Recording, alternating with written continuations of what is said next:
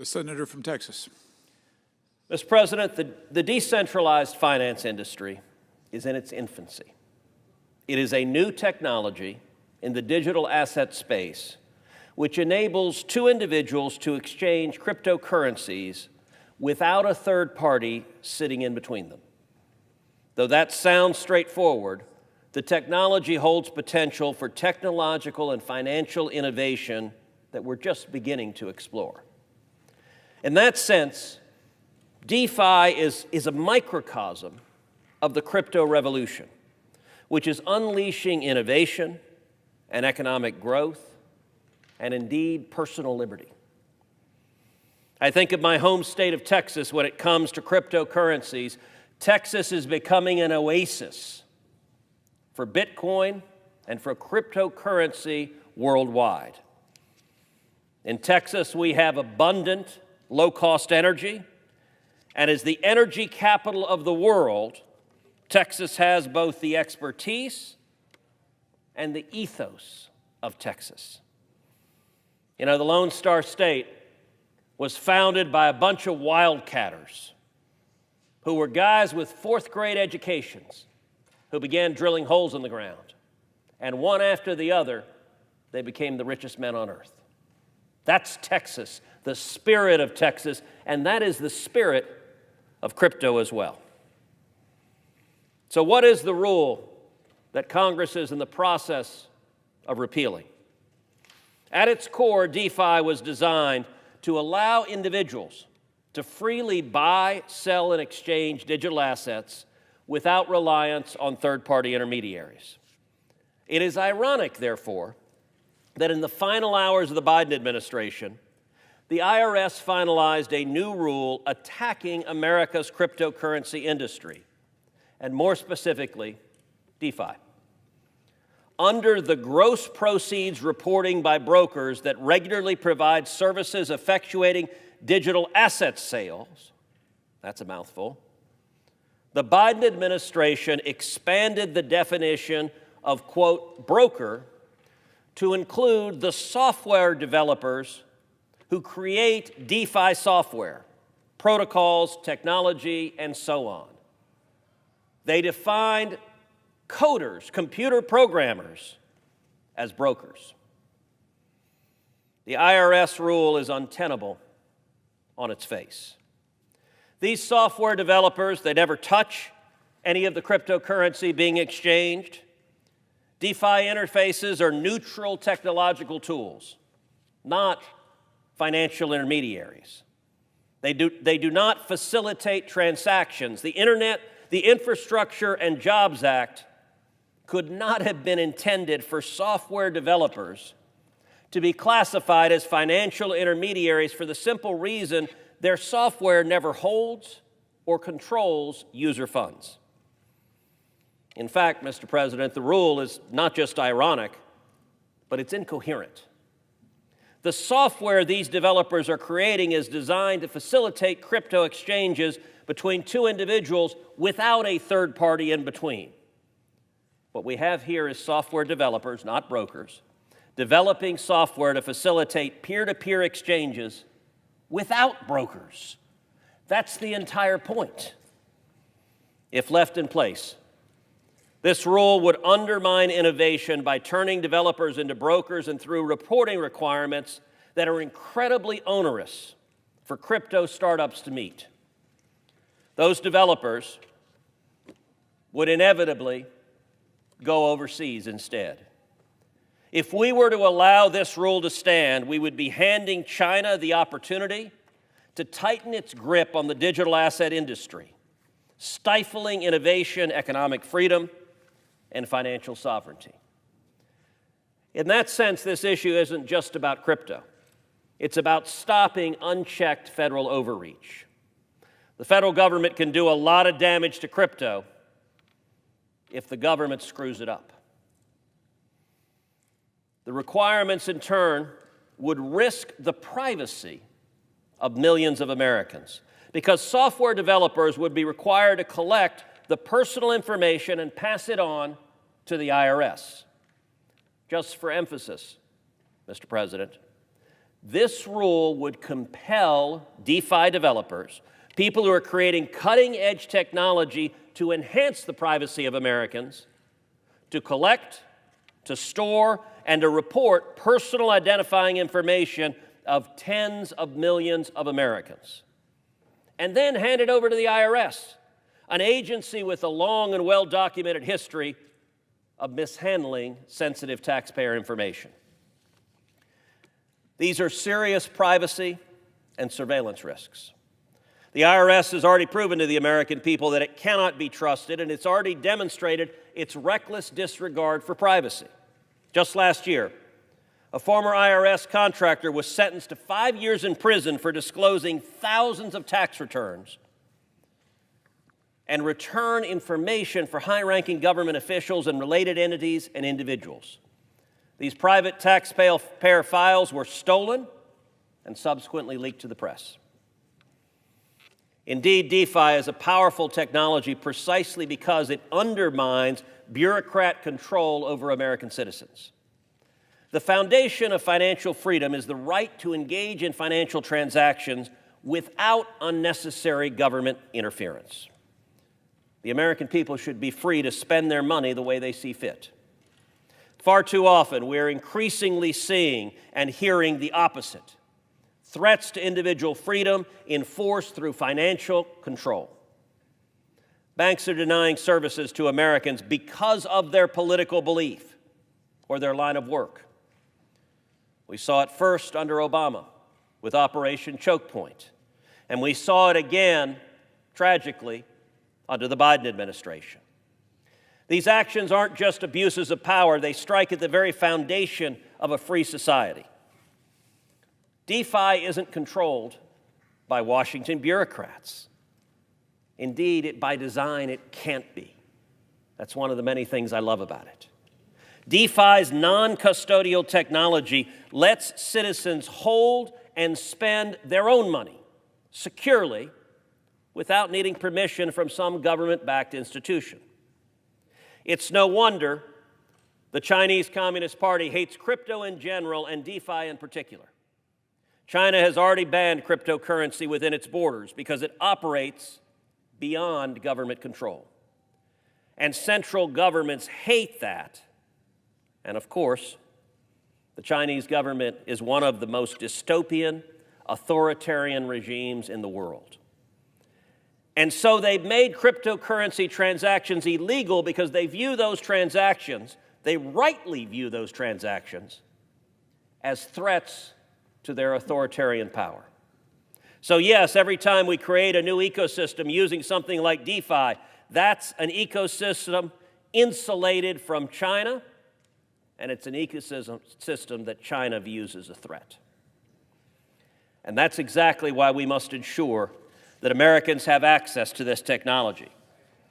We should make sure it thrives right here in the United States.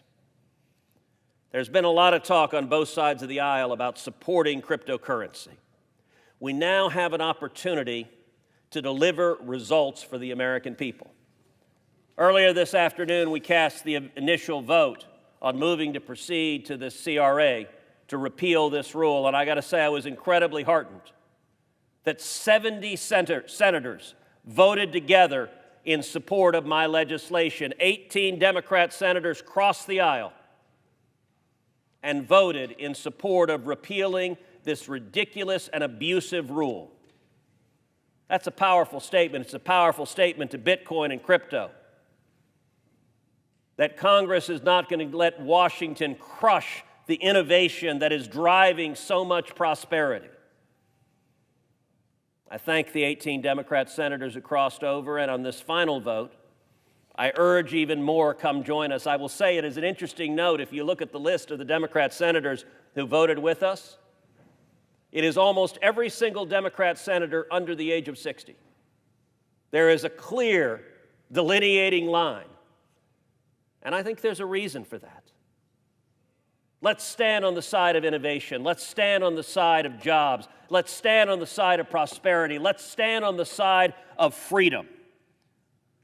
Let's foster innovation, cut government overreach, and unleash the full potential of the American economy.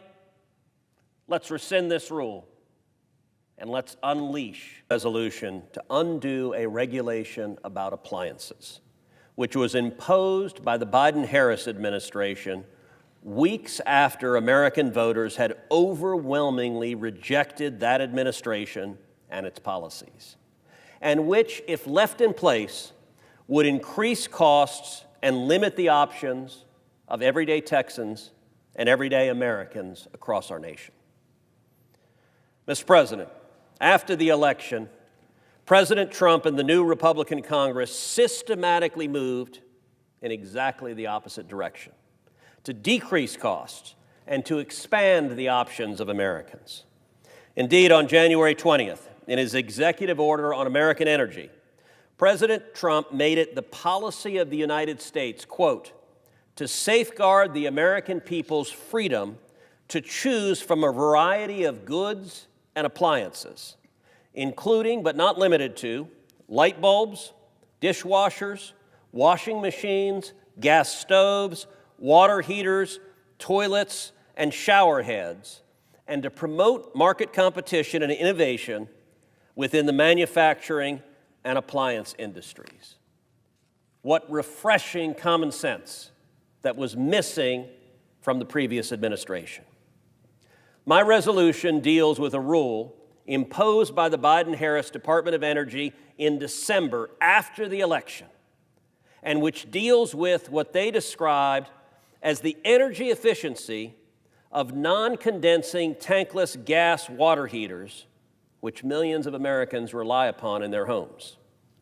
The Biden-Harris administration knew that they were increasing costs on Americans. Indeed, that's what they were deliberately doing.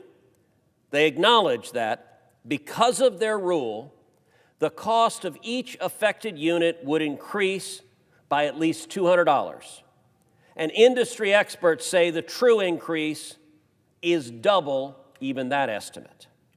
The administration's own numbers show that as many as 40% of affected customers would experience a net cost increase over the appliance's lifetime.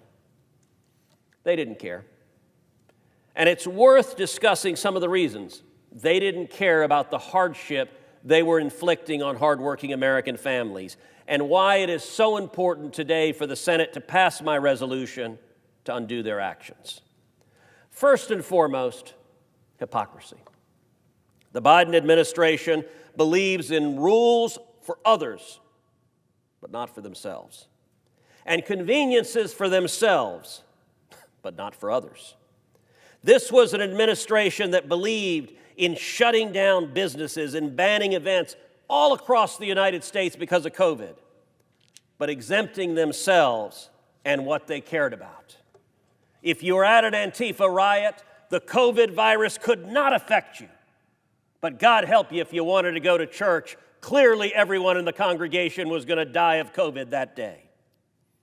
The American people saw that hypocrisy play out again and again, including with appliance regulations such as gas stoves.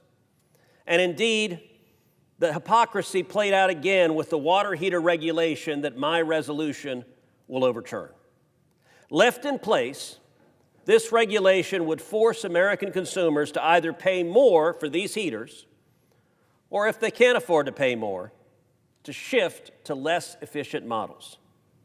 Democrats used to pitch themselves as the party of the working class, as a blue-collar party. No more. Today's Democrat Party is the party of rich coastal elites. And the blue-collar working men and women, Mr. President, that elected you, that elected me, blue-collar workers are now the base of the Republican Party. Second, corruption. The administration used regulations, mandates, and grants to enrich their allies, including especially radical climate activists. Just to give you an example, in one of these infamous gold bar schemes, Biden's EPA funneled $2 billion, that's billion with a B, into Georgia Democrat gubernatorial candidate Stacey Abrams' quote, power-forward communities.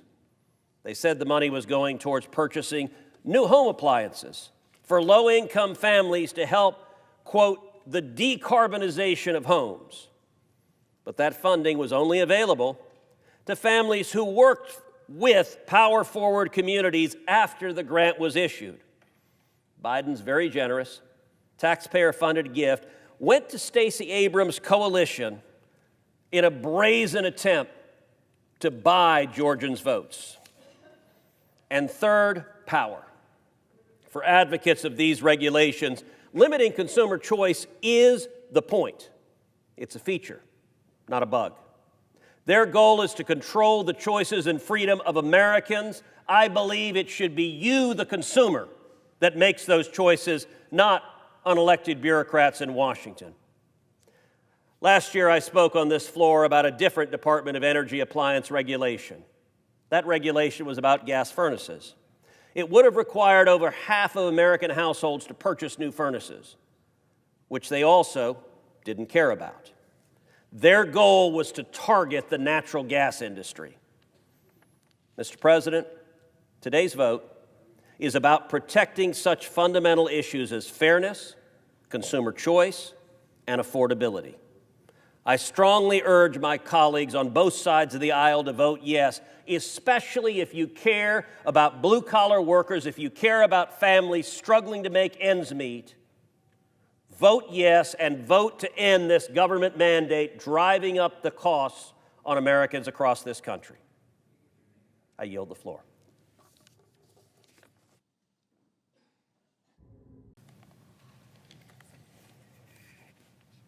Madam President. The senator from Texas. You know, I remember as a kid in Sunday school thinking what it would have been like to live in Israel in the age of the apostles, in the time of miracles. And yet, perhaps we have been transformed to another time of miracles. Yesterday, I was at the White House where President Trump signed into law bipartisan legislation, my legislation, the Take It Down Act, that I authored with Senator Amy Klobuchar to protect women, to protect teenage girls, to protect young people online from non-consensual intimate images. We saw both parties come together and pass landmark legislation. And just a moment ago, 24 hours later, we saw the same thing happen. And so I thank my colleague from Nevada for moving for this to pass by unanimous consent. And I want everyone to reflect on what you just saw happen because it is consequential. Last year, in the midst of the presidential campaign, President Trump at a rally in Las Vegas announced his policy proposal of no tax on tips. And Madam President, you will recall the week after he announced that, he came and had lunch with the Republican senators, and he told us the backstory of where the idea came from. And he said he was sitting at a hotel in Las Vegas getting ready to go to his rally, and he said he was having lunch there, and he said a waitress came by, and he said she was beautiful, which I believe him. And he said she was complaining about the burden and the paperwork of paying taxes on tips and how challenging it was. And he said he pulled out a pad of paper and he just wrote on the pad of paper, no tax on tips. He said, what do you think of this? She said, great. And he went to the rally and he announced it, and as he told us, the entire crowd went nuts. Now, I got to say, when he announced that policy, I thought that was policy genius. The next week, I drafted legislation to implement no taxes on tips. And I introduced it in the Senate the very next week. And within days, both senators from Nevada joined my bill as co-sponsors. As the senator from Nevada just described, she told me on the floor, she said, 25% of all workers in the state of Nevada are tipped workers. And this is common sense, bipartisan tax reform. Look, I think we ought to be fighting for waiters and waitresses. We ought to be fighting for bartenders, taxi cab drivers, Uber drivers. We ought to be fighting for beauticians and nail salon workers. We ought to be fighting for all the men and women who are working and working hard. We ought to be fighting for casino workers. Sorry to leave them out. As a longtime poker player, I certainly don't want to leave them out. But we ought to be fighting for blue-collar workers across this country. And I will say I've urged the House of Representatives, I've urged the White House that we should take up no taxes on tips in the House and pass it. And I said, look, if the House passes it, I think there's a very real chance the Senate will pass it. It's bipartisan legislation. And what we just saw is the Senate passing no tax on tips 100 to nothing. Every Democrat voted yes, every Republican voted yes. And by the way, the backstory, just kind of pulling the curtain back on how this process operates. The way the process operates is when you're seeking to pass something by unanimous consent, you circulate what's called a hotline, and every senator gets the chance to say, are you going to object?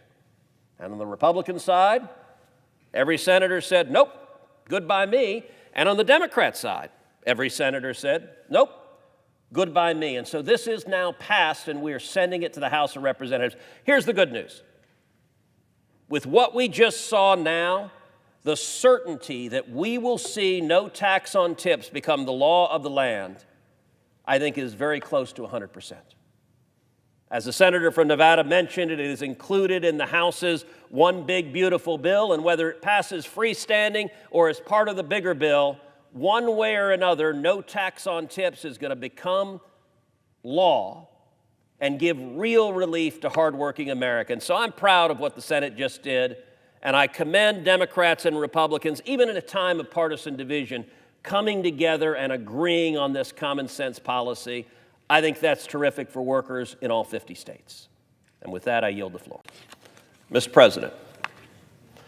President, I rise today to introduce a resolution designating the month of June as Life Month, to honor the dignity of every human life and to thank those who protect the most vulnerable. It is also a time to renew our national commitment to defending the unborn. 3 years ago, the Supreme Court made an historic advance in the cause of life. In Dobbs versus Jackson Women's Health Organization, the court overturned Roe versus Wade, a flawed decision that for nearly 50 years enshrined one of the most disturbing notions in our constitutional history, that the Constitution somehow protects the right to end the life of an unborn child. The fact is, Roe had nothing to do with the Constitution. It was invented whole cloth. It was the product of judicial activism, 9 justices legislating from the bench. And that dangerous path took decades to correct. Thankfully, in 2022, Roe was overturned. Dobbs did not impose any new policies from the bench.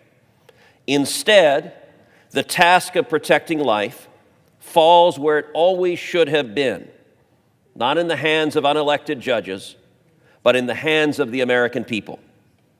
We, the people, now bear the duty, not just a legal duty, but a moral duty, to speak for those who cannot speak for themselves. I'm reminded of how important this fight is every January, when thousands gather in Washington, D.C. for the March for Life.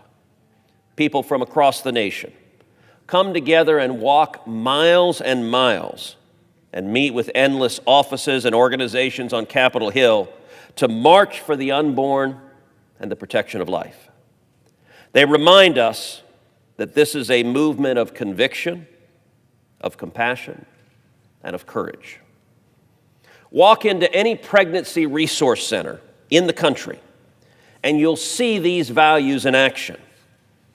Volunteers counseling scared young mothers, shelves stocked with diapers and baby clothes and supplies, medical care offered without a dime of government funding.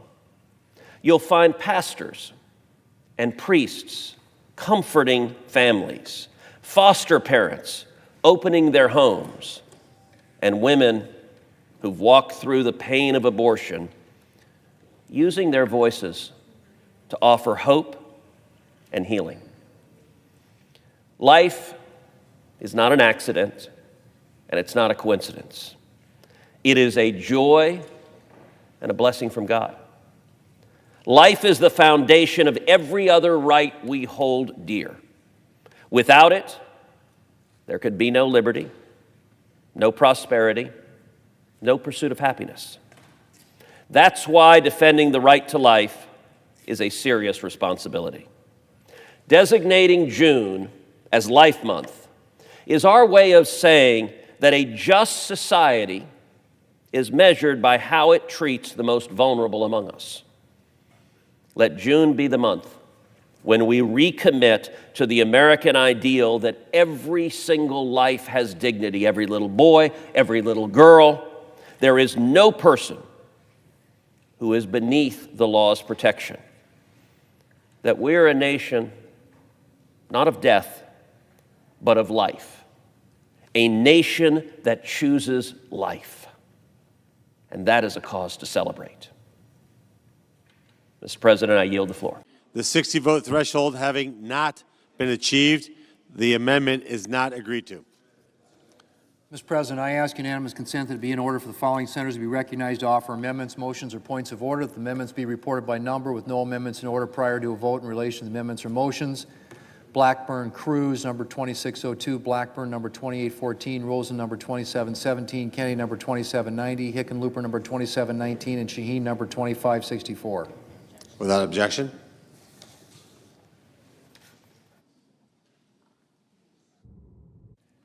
Mr. President, The senator from Texas.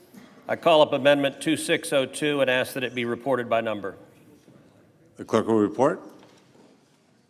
The senator from Texas, Mr. Cruz, for Mrs. Blackburn and himself, proposes an amendment number 2602 to amendment number 2360. Mr. President, a few hours ago, we had an agreement that Blackburn Cruz was set to pass. It was a compromise that would have imposed a 5-year moratorium on state regulation of artificial intelligence. When I spoke to President Trump last night, he said it was a terrific agreement. The agreement protected kids and protected the rights of creative artists. But outside interests opposed that deal. Communist China, which desperately wants to beat the United States in the race for AI, hated the deal. Liberal politicians like Gavin Newsom and Mayor Karen Bass and Comrade Mamdani, who are all eager to aggressively regulate AI, all hated the moratorium. Randy Weingarten spoke out against the moratorium. So did transgender groups and radical left-wing groups who want to use blue state regulations to mandate woke AI. In this body, your word is your currency. Our deal would have passed easily. But a couple of hours ago, the other side backed out. I recognize many of my colleagues would prefer not to vote on this matter. Therefore, I withdraw the Blackburn-Cruz amendment, and I would suggest that Blackburn 2814, the motion to strike, be adopted by voice vote. The senator has that right.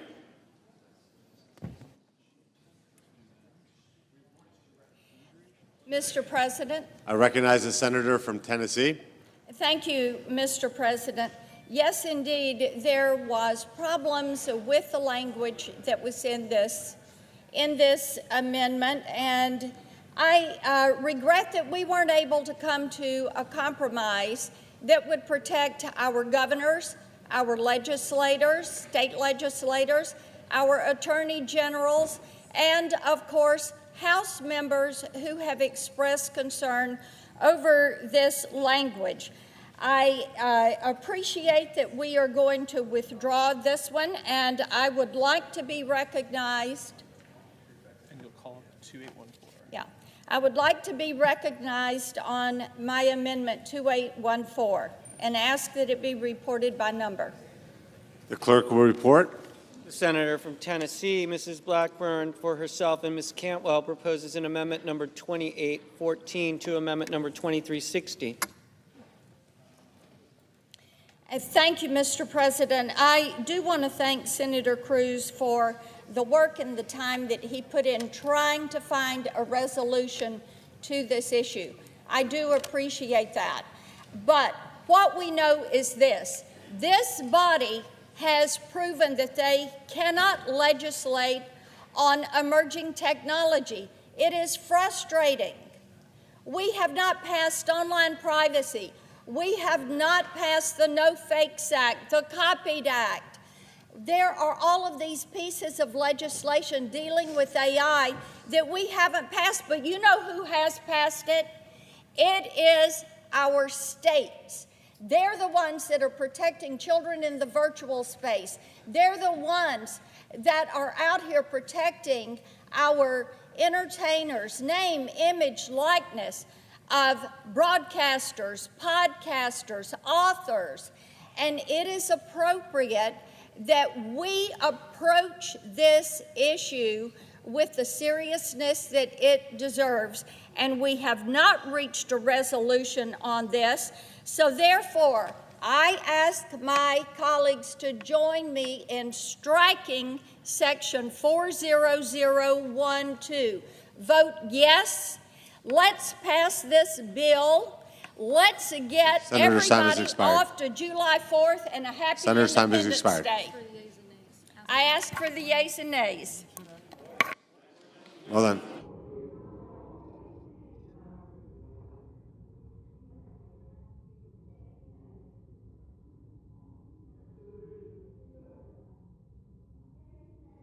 Is there a sufficient second?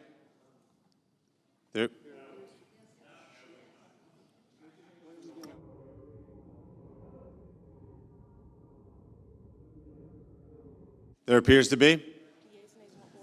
The yeas and nays are ordered. Is someone speaking in opposition?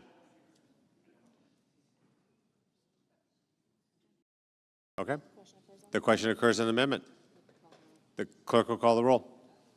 Ms. Also Brooks, Ms. Baldwin, Mr. Banks, Mr. Barrasso, Mr. Bennett, Mrs. Blackburn,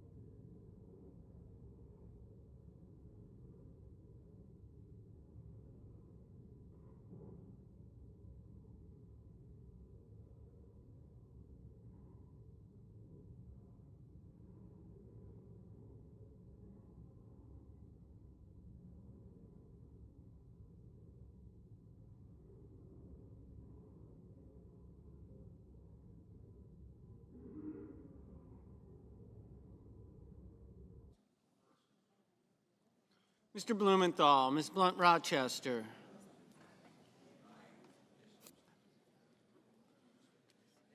Mr. Booker, Mr. Bozeman,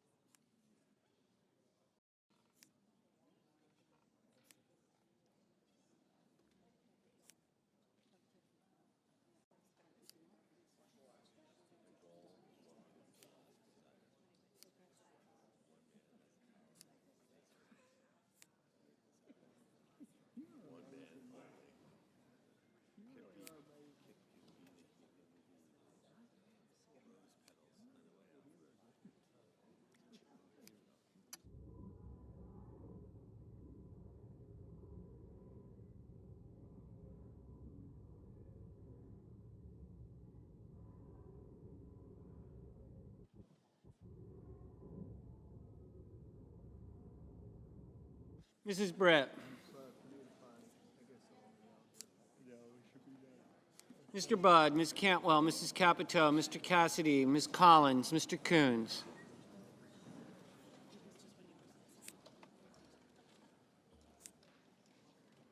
Mr. Cornyn.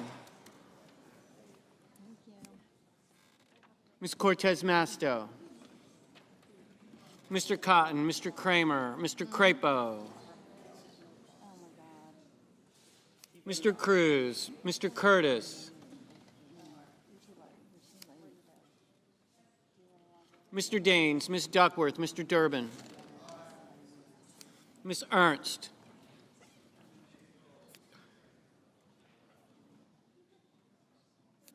Mr. Fetterman.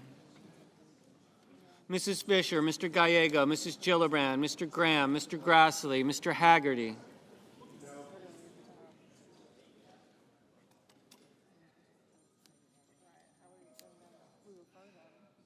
Ms. Hassan, Mr. Hawley, Mr. Heinrich, Mr. Hickenlooper, Mr. Rono, Mr. Hoven,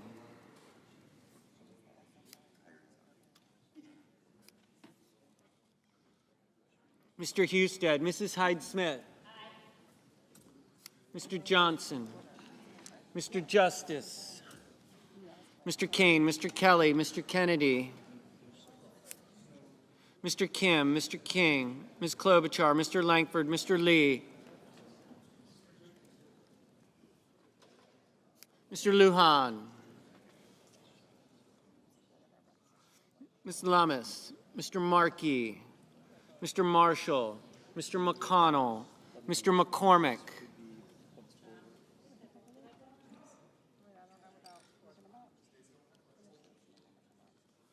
Mr. Merkley, Mrs. Moody, Mr. Moran. Aye. Mr. Moreno, Mr. Mullen, Ms. Murkowski,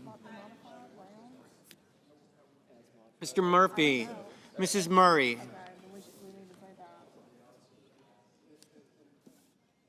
Mr. Ossoff, Mr. Padilla, Mr. Paul, Mr. Peters, Mr. Reed, Mr. Ricketts, Mr. Risch, Ms. Rosen, Mr. Rounds, Mr. Sanders, Mr. Schatz, Mr. Schiff, Mr. Schmidt, Mr. Schumer, Mr. Scott of Florida, Mr. Scott of South Carolina,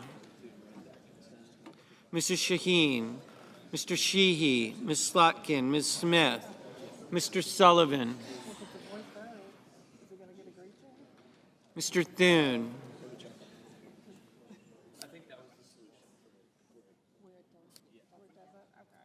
Mr. Tillis, Mr. Tuberville,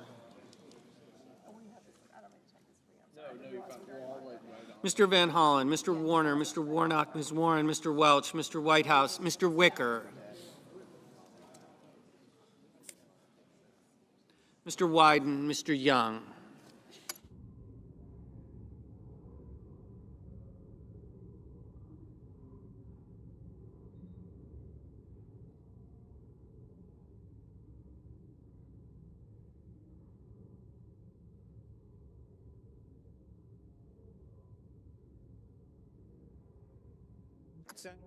Senators voting in the affirmative: Also Brooks, Baldwin, Banks, Bennett, Blackburn, Blumenthal, Blunt Rochester, Booker, Bozeman, Britt, Budd, Cantwell, Capito, Cassidy, Collins, Coons, Cornyn, Cortez Masto, Cotton, Kramer, Crapo, Cruz, Daines, Duckworth, Durbin, Ernst, Fetterman, Fisher, Gallego, Gillibrand, Graham, Grassley, Haggerty, Hassan, Hawley, Heinrich, Hickenlooper, Hirono, Hoven, Husted, Hyde-Smith, Justice, Kane, Kelly, Kennedy, Kim, King, Klobuchar, Langford, Lujan, Lummis, Markey, Marshall, Merkley, Moody, Moran, Moreno, Mullen, Murphy, Ossoff, Padilla, Paul, Peters, Reed, Ricketts, Risch,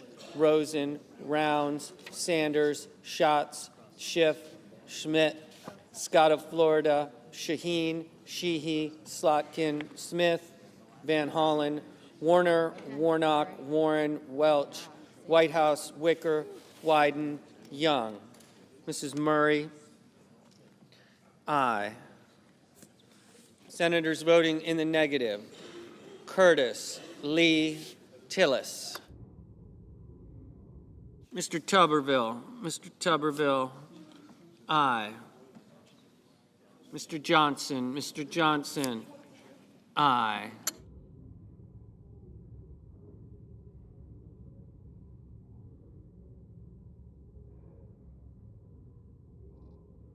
Mr. Barrasso? Mr. Barrasso?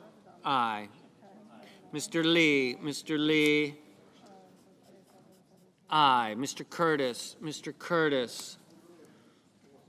Aye. Ms. Murkowski? Ms. Murkowski? Aye.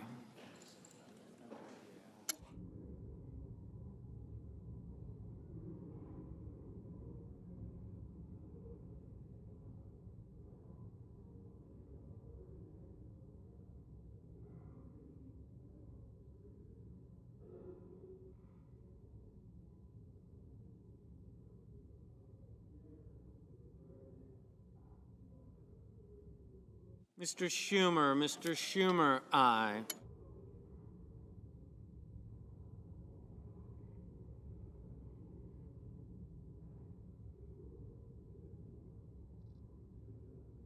Mr. Thune? Mr. Thune? Aye.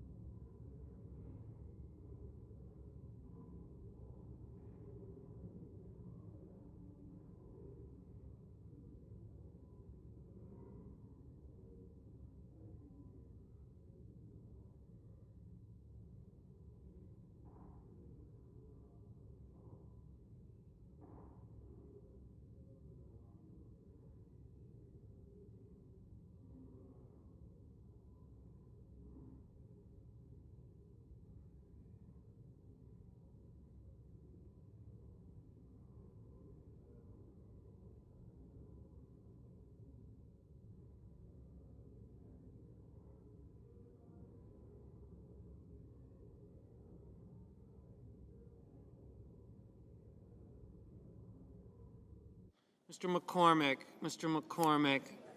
Aye.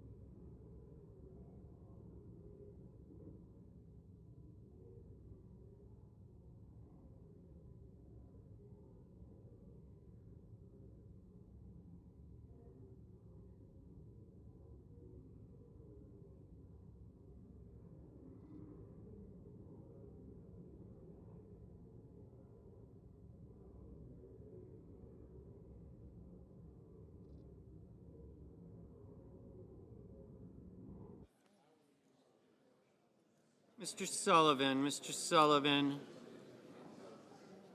Aye.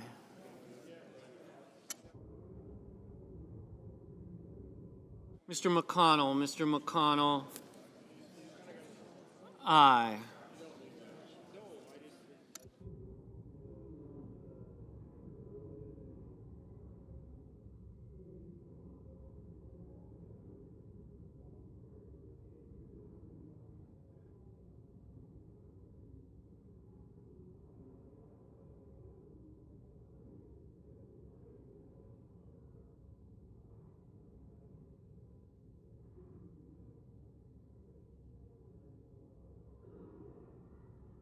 Mr. Scott of South Carolina? Aye.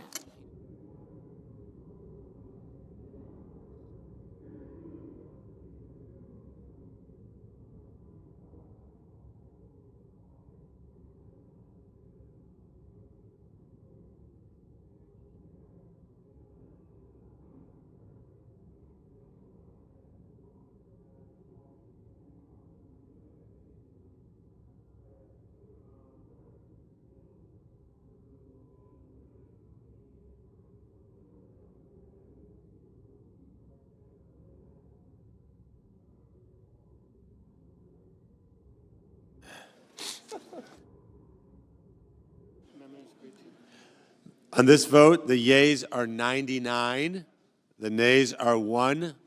The amendment is agreed to.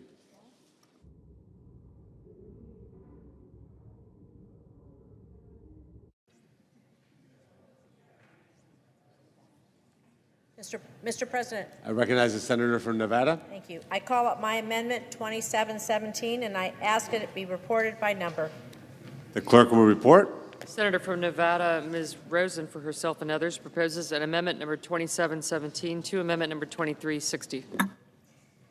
I rise today to call for a vote on my amendment to protect critical investment and production tax credits for solar and wind projects.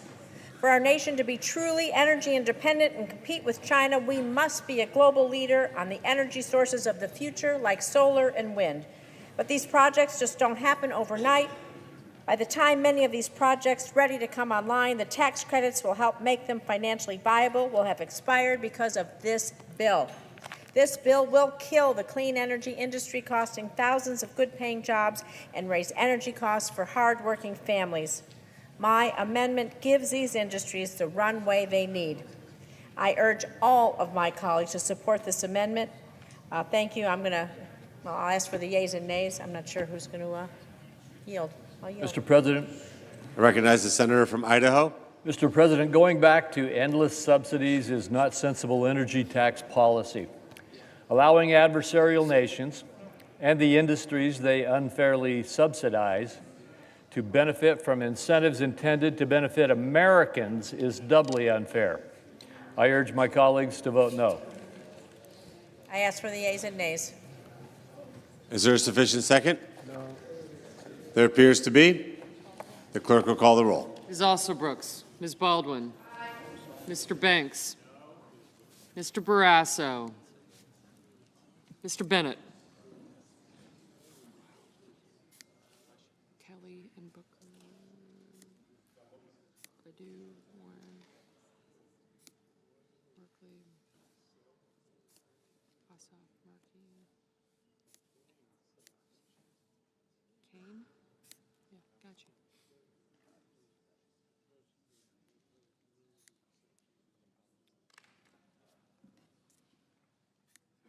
Mrs. Blackburn.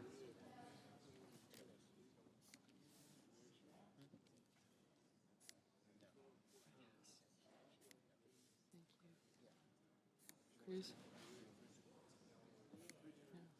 Welch, White. I got you.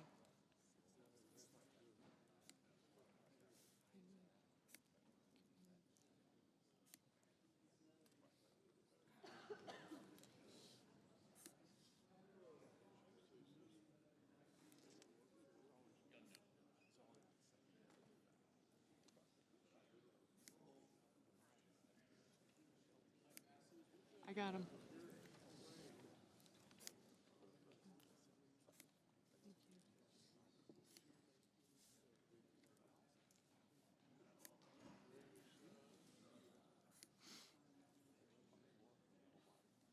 Ms. Blunt Rochester.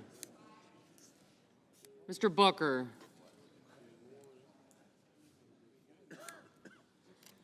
Mr. Bozeman. Mrs. Britt.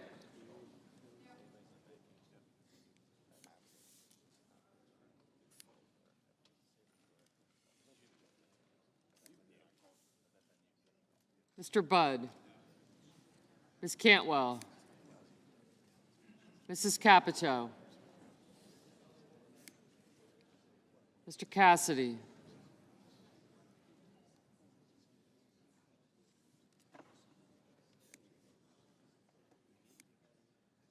Ms. Collins, thank you, Mr. Coons, Mr. Cornyn,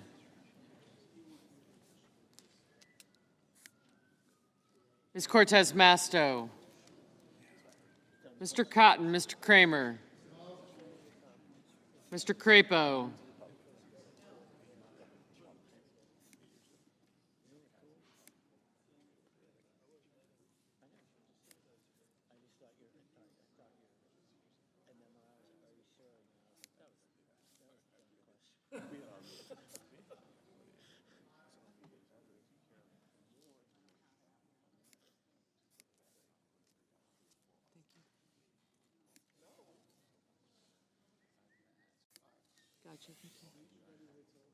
Mr. Cruz, Mr. Curtis, Mr. Daines, Ms. Duckworth.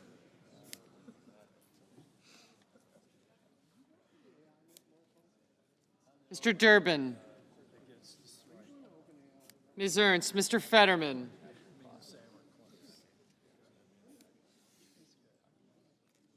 Mrs. Fisher, Mr. Gallego, Mrs. Gillibrand, Mr. Graham,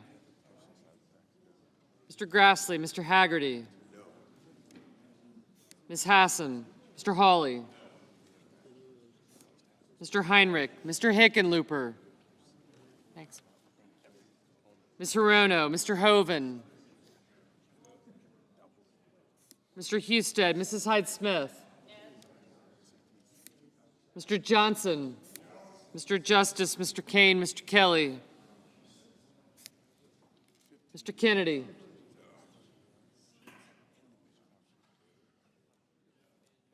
Mr. Kim, Mr. King, Ms. Klobuchar,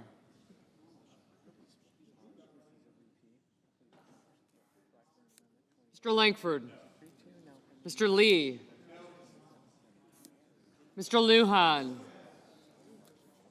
Ms. Lummis, Mr. Markey, Mr. Marshall, Mr. McConnell, Mr. McCormick,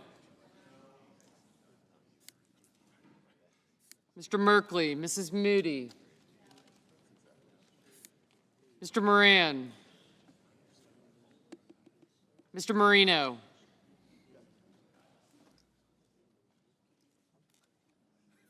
Mr. Mullen, Ms. Murkowski, Mr. Murphy, Mrs. Murray, Mr. Ossoff, Mr. Padilla, Mr. Paul,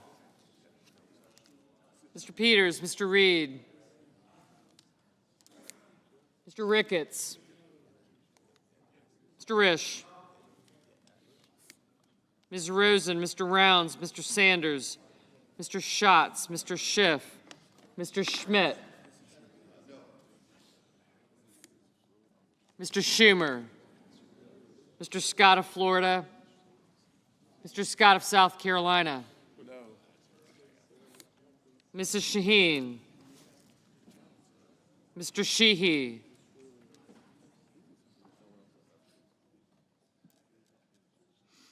Ms. Slotkin, Ms. Smith,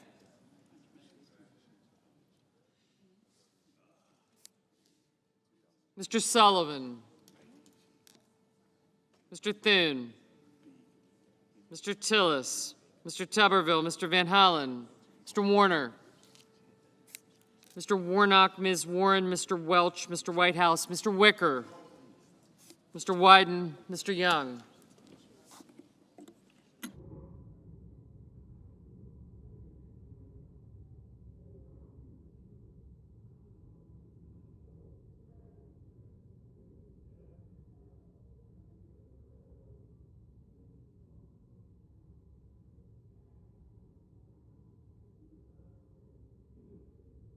Senators voting in the affirmative: also Brooks, Baldwin, Bennett, Blumenthal, Blunt Rochester, Booker, Coons, Cortez Masto, Duckworth, Durbin, Gallego, Gillibrand, Hassan, Heinrich, Hirono, Kane, Kelly, Kim, King, Lujan, Markey, Merkley, Murphy, Murray, Ossoff, Padilla, Peters, Reed, Rosen, Sanders, Schatz, Schiff, Schumer, Shaheen, Slotkin, Van Hollen, Warner, Warnock, Warren, Welch, Whitehouse, and Wyden.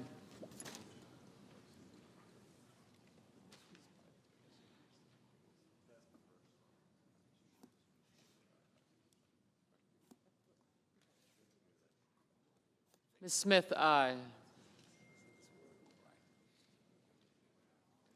Mr. Hickenlooper, aye.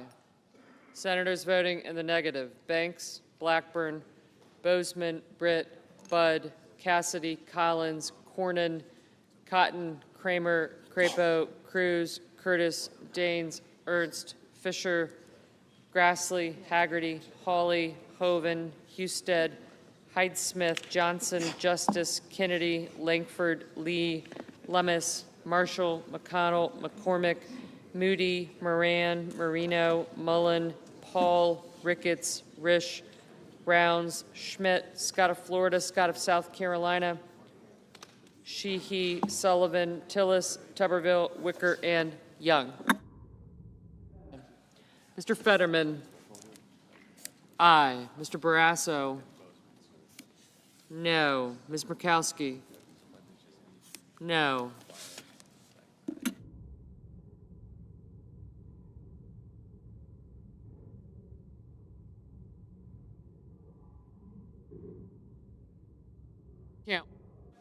Ms. Cantwell, aye.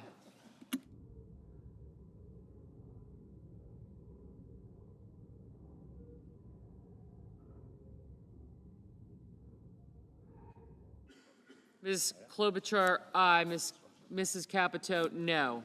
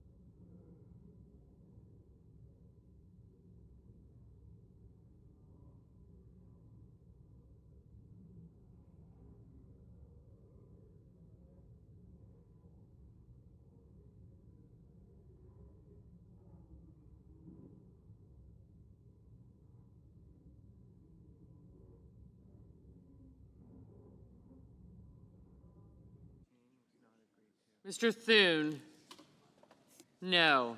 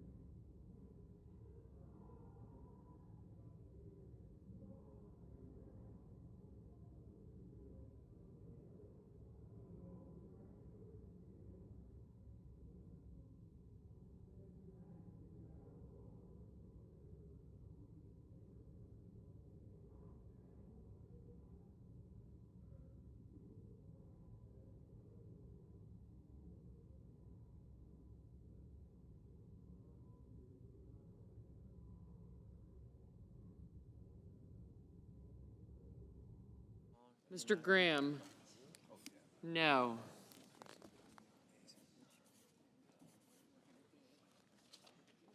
We're in.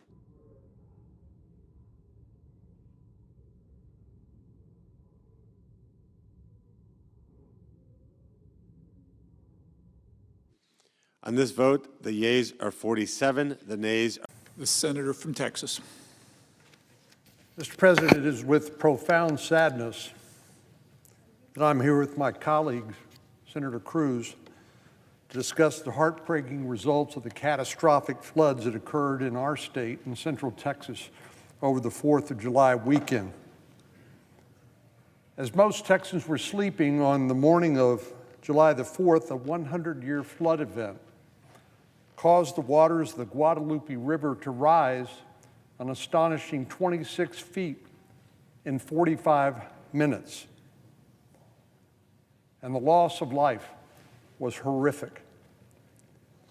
One media account said the flow rate of the Guadalupe River went from that of a small stream that you could wade across at about 10 cubic feet per second to a raging and destructive torrent of 120,000 cubic feet per second, an amount greater than the average flow rate across Niagara Falls. And we know that the loss of life was not confined to Kerr County, where Kerrville is located, but extended to other counties in central Texas, Travis County, which is where Austin's located, Williamson County, just north of that, and Burnett County as well. Of course, some here in the nation's capital and elsewhere are asking, how could this happen? And what, if anything, could we possibly do to prevent a recurrence? We can and we should try to answer those questions, but not now. Now we need to focus on recovery efforts that are currently underway, and to pray for and to think about the families that are grieving and those whose loved ones are still missing and unaccounted for. For now, I want to focus our attention on the victims and the heroes of this horrible tragedy. More than 100 people died in central Texas from this flooding, including 27 young campers, young girls mostly, ranging down to the age of 8 years old, as well as counselors at Camp Mystic, which we've heard so much about, a Christian girls' summer camp.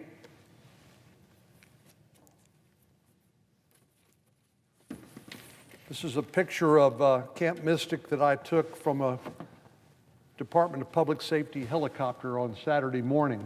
It's hard to see, but this is what it looked like from the air. 10 campers and 1 counselor are still missing and remain unaccounted for in Kerr County. As you can imagine, this is a sad time for Texas, and it's brought the Lone Star State to our knees in grief and in prayer. And I'm glad to say I've heard so much, and I'm sure my colleague has as well, from friends and associates all around the United States sharing their condolences and concerns about what's happened over this last weekend. When I was in Kerrville this last Saturday, I participated in an aerial tour, as I mentioned, and a car tour of the flooded areas. The damage I witnessed was nothing short of devastating. And this photo shows just some of the destruction that I witnessed there on the ground. Bridges were washed out. Roads were destroyed. Entire homes were washed down the river. Trees were uprooted, and cars and other wreckage lodged nearly 30 feet up in the air in the trees.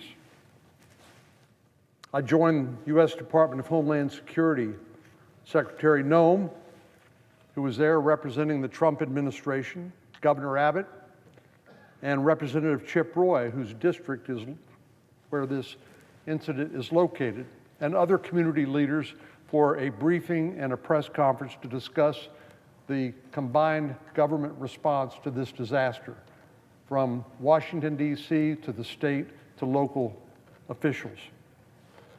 During this briefing, Governor Abbott described people clinging to trees to save their lives. And I'm sure by now we've seen photos that are circulating on social media that show exactly that. People washed miles down the river only to be lodged in the trees for extended period of time, hoping and praying that someone would come to their aid. I'm beyond grateful to the efforts of Governor Abbott, President Trump, and Secretary Noem for their quick response in approving a federal disaster declaration and ensuring that every available resource is being put forward in the rescue and recovery efforts throughout Central Texas. President Trump and Secretary Noem have been great partners, and I especially appreciate the efforts of the U.S. Coast Guard and the Federal Emergency Management Agency. Secretary Noem reminded us all that the number one priority is people. And so while there's a lot of damaged property, as you can see, and destruction, damaged public infrastructure, first and foremost, we are united in working around the clock to ensure that as many people as possible are safe, and if possible, reunited with their families. These rescue efforts at all levels of government have saved the lives of more than 850 people. Now, Texans are known for their tough spirit and their resilience, and this is not the first natural disaster that we've experienced, nor will it be our last. We know how to roll up our sleeves and do what is required to help those in need. As a father of two daughters myself, my heart breaks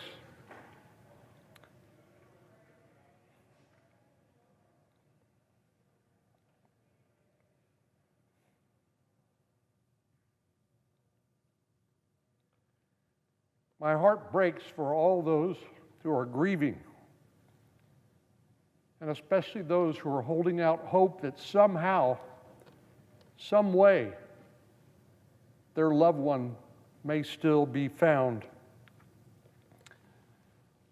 On the aerial tour we took over Camp Mystic, many thousands of young girls made friends and grew in their faith and learned important life lessons along the banks of the Guadalupe River, a particularly beautiful and scenic part of our great state. And they had done that for nearly a century of these camps' existence. Now, I cannot imagine what many of these families are going through now as they mourn the loss of 27 of these young campers as well as their adult counselors.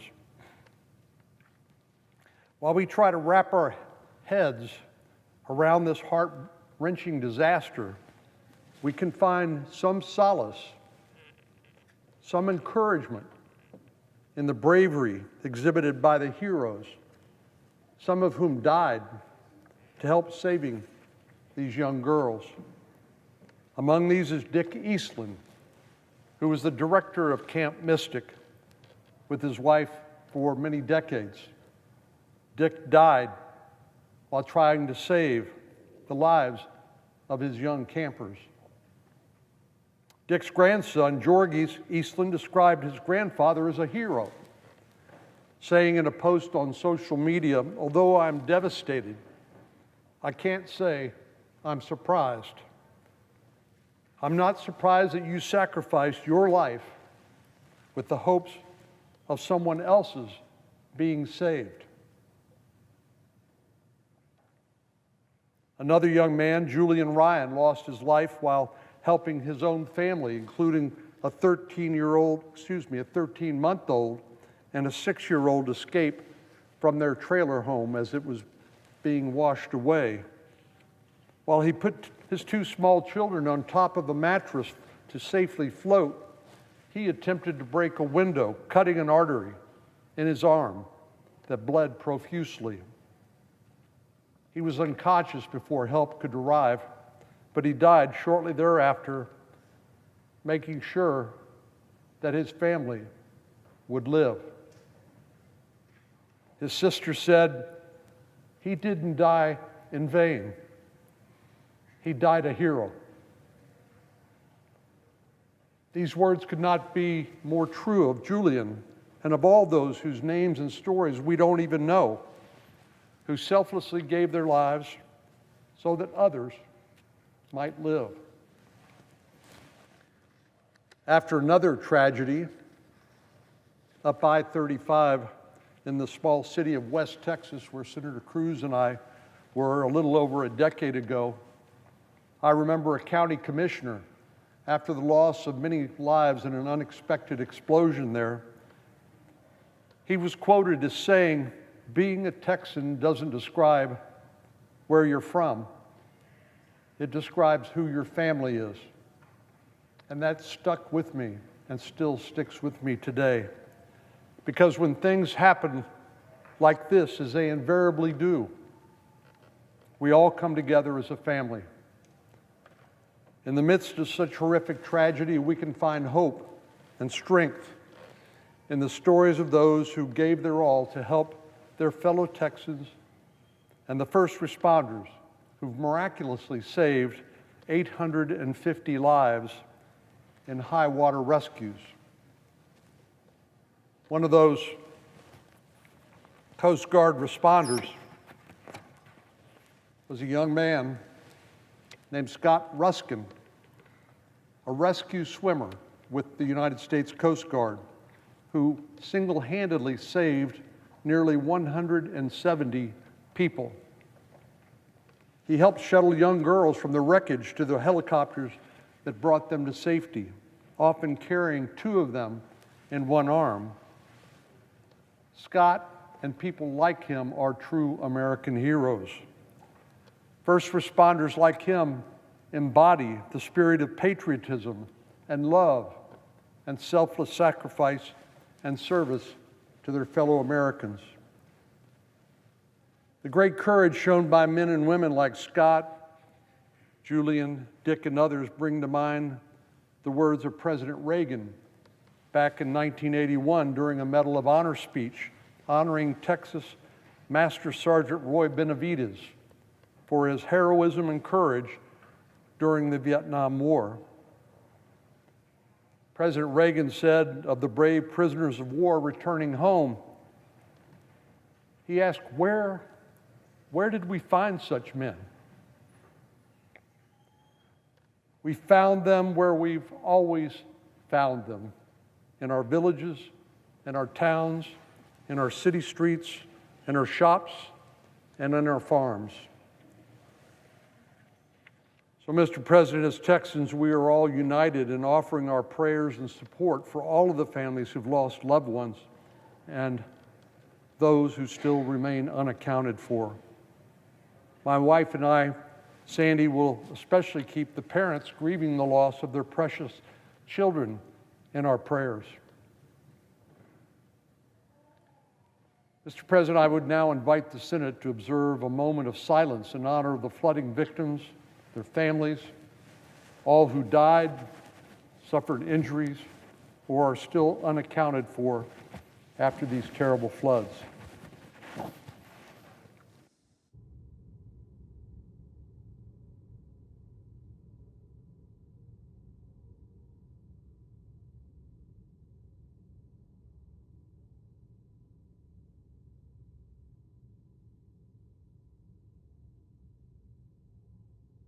Thank you, Mr. President. I yield to my colleague from Texas, Senator Cruz.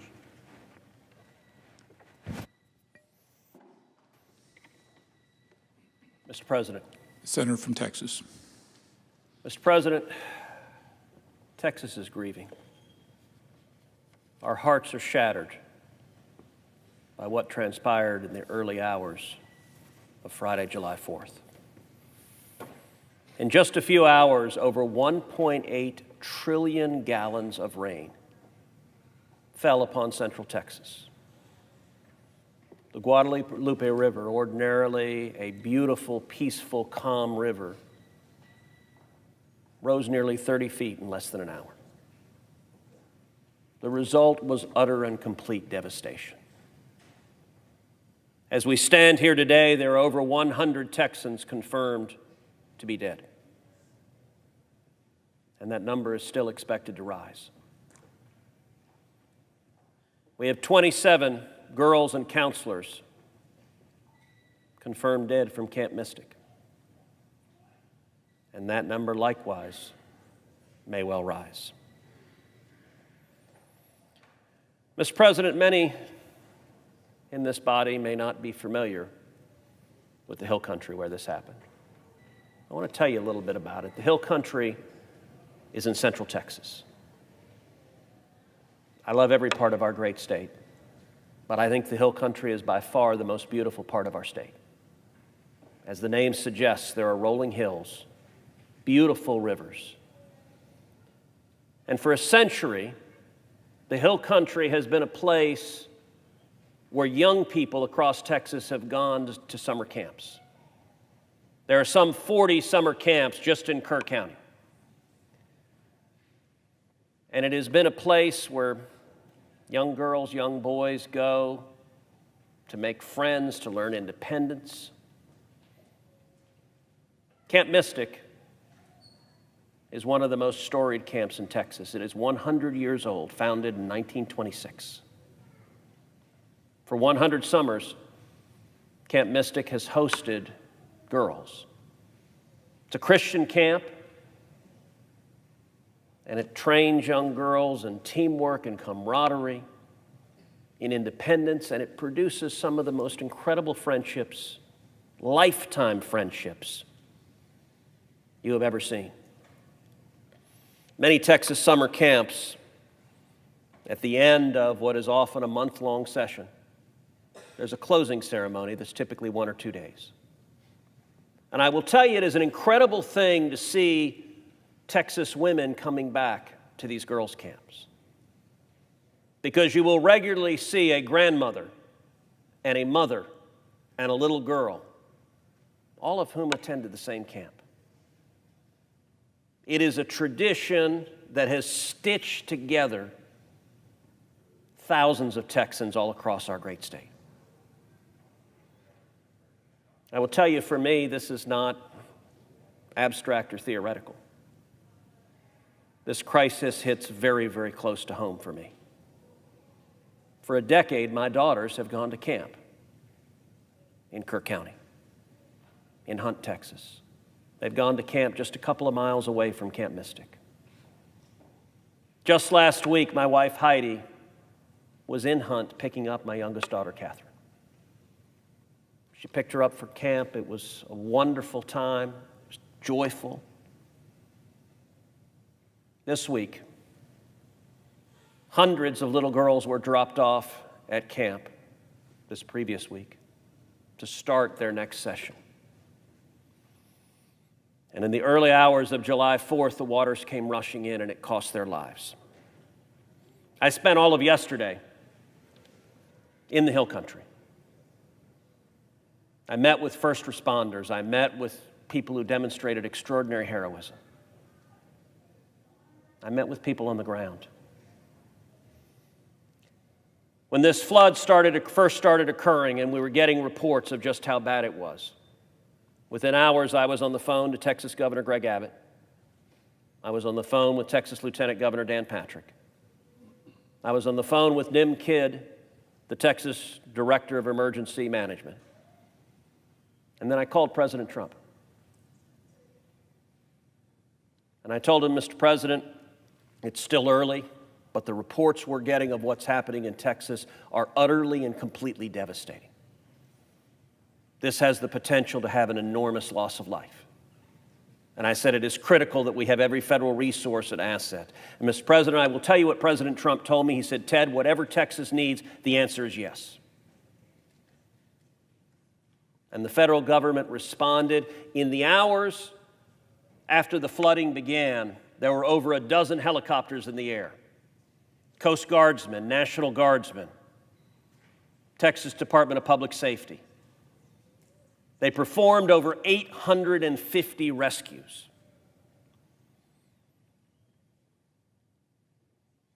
Yesterday, I had the opportunity to meet Coast Guardsman Scott Ruskin. Scott Ruskin saved 165 girls. He helicoptered in to Camp Mystic, landed on an open field in a very dangerous landing terrain, where many of the girls had gone because it was the highest ground on the camp. Scott spent 3.5 hours in the dark of night with torrential rain pouring down upon him, with little girls surrounding him, many of them in their pajamas, many with one shoe, had been pulled out of bed. Little girls crying, weeping, scared, terrified out of their minds. Some girls singing hymns together. Scott stayed on the ground with them and helped 165 girls into helicopters. Each helicopter could carry roughly 15 girls, so one after the other. The helicopters came in and landed, and he helped the girls get on the helicopter and helicopter out of there. When I talked with Scott yesterday, he said he had just got off the phone with a mom and dad and a little girl who was one of those 165.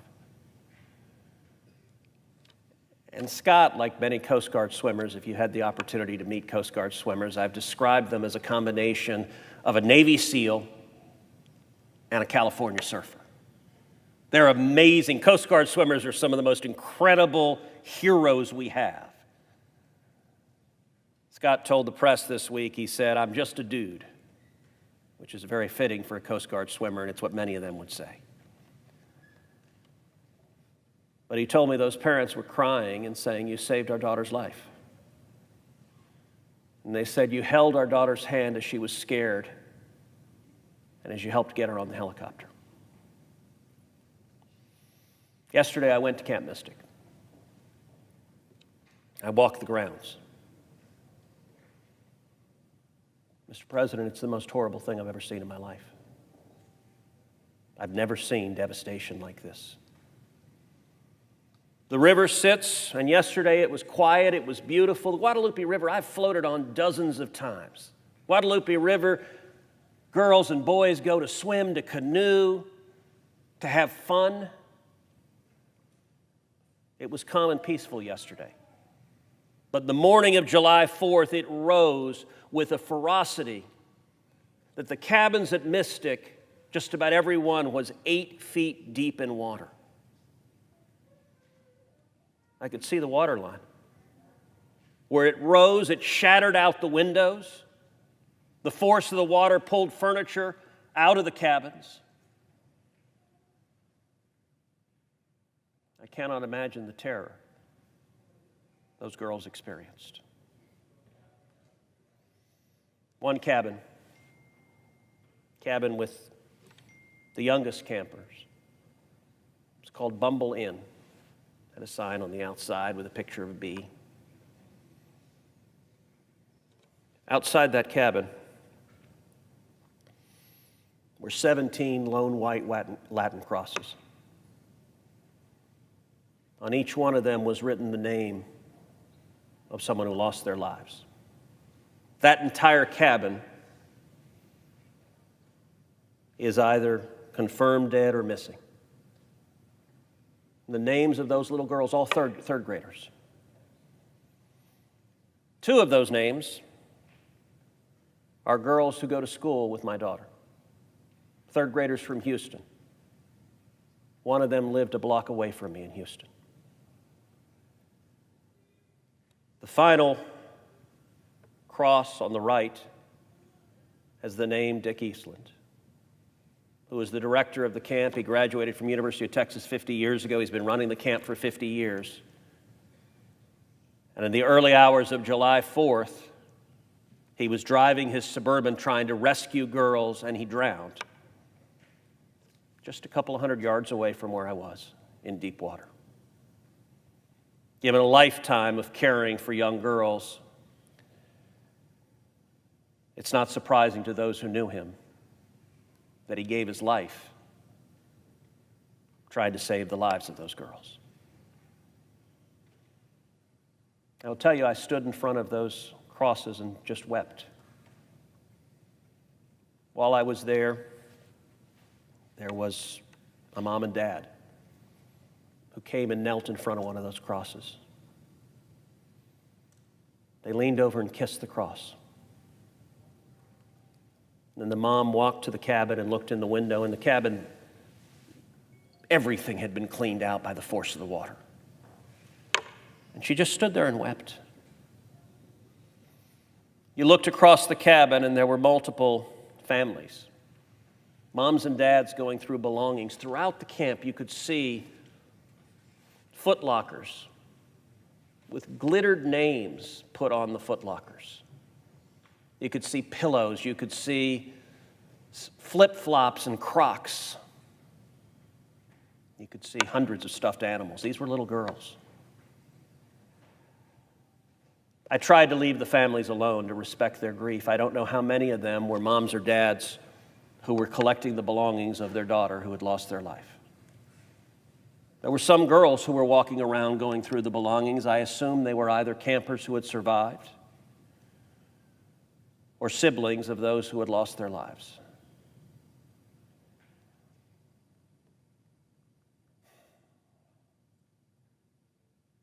Over the past several days, I've spoken to multiple family members whose daughters had been missing. And the panic that any father, any mother feels when you don't know where your child is. That hole in their heart that will never be filled. Texas is grieving from a wound unlike any I've ever seen before.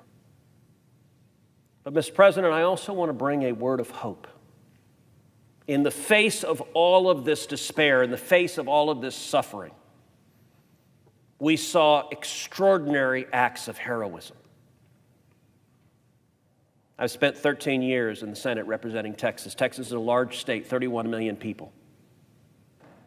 Many natural disasters have struck Texas, from hurricanes to tornadoes to wildfires. And consistently, over and over again, when you go to a disaster, you see the same thing, which is Texans coming together, just helping each other. I talked to you about Scott Ruskin, the Coast Guardsman. I met yesterday the parents of another teenage boy. He was 14. He was at La Junta Camp, which is another boys' camp there in Hunt. He was 14. He was awakened about 3 in the morning. Water was rising. The camp was flooding. And his counselors told him, come help rescue the little boys. So he went to the younger boys' cabin and helped them swim through the water. These parents that I talked to yesterday, they were in tears. I asked them, is your son okay? He was. Thankfully, the La Junta campers survived. And I said, listen, he will always live with this trauma. You will always live with this trauma. But I said, to the extent it helps, he will also always know that at age 14, he helped save the life of 7 and 8 and 9-year-old little boys. And there will be boys and one day men who are living because that teenage boy risked his life for theirs.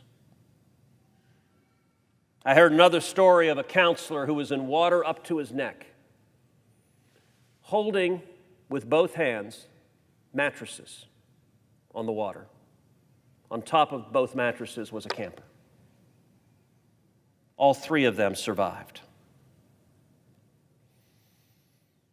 At the end of the day, I drove by a store called the Hunt Store. The Hunt Store is an iconic store right there. It's a store we always stop by. It's a store Heidi and Catherine stopped by last week at the end of camp.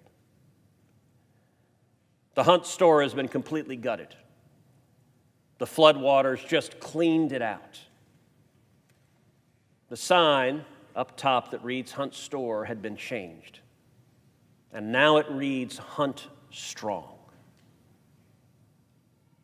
It's a beautiful statement. The parking lot of the Hunt Store, there were people gathered eating. There was a giant trailer with a barbecue smoker and grill. From several Texans, big dudes with beards, they looked like ZZ Top. They weren't from Hunt. They were from Rockport, Texas. Rockport, Texas is down on the Gulf. And back almost a decade ago when Hurricane Harvey hit, Rockport was devastated. And those folks from Rockport said they remembered that when their houses were destroyed, people from Hunt, Texas came down and offered them food and prepared them food. And I got to tell you, I remember when Hurricane Harvey happened. I was in Rockport multiple times, and I was at those food trucks. I didn't know the folks that were providing them were from Hunt. But the folks from Rockport said they helped us out when we were in need. We got to help them out. That's who Texas is. In the parking lot of the Hunt store, there was a car that had written on it, on the windshield, Isaiah 43:2. When you pass through deep waters, I will be with you. Mr. President, I will tell you there are many Texans right now who just need love. They need prayers. I would ask everyone, pray for the moms and dads who are grieving, who are missing their baby girls. For friends and family, hug them, love them.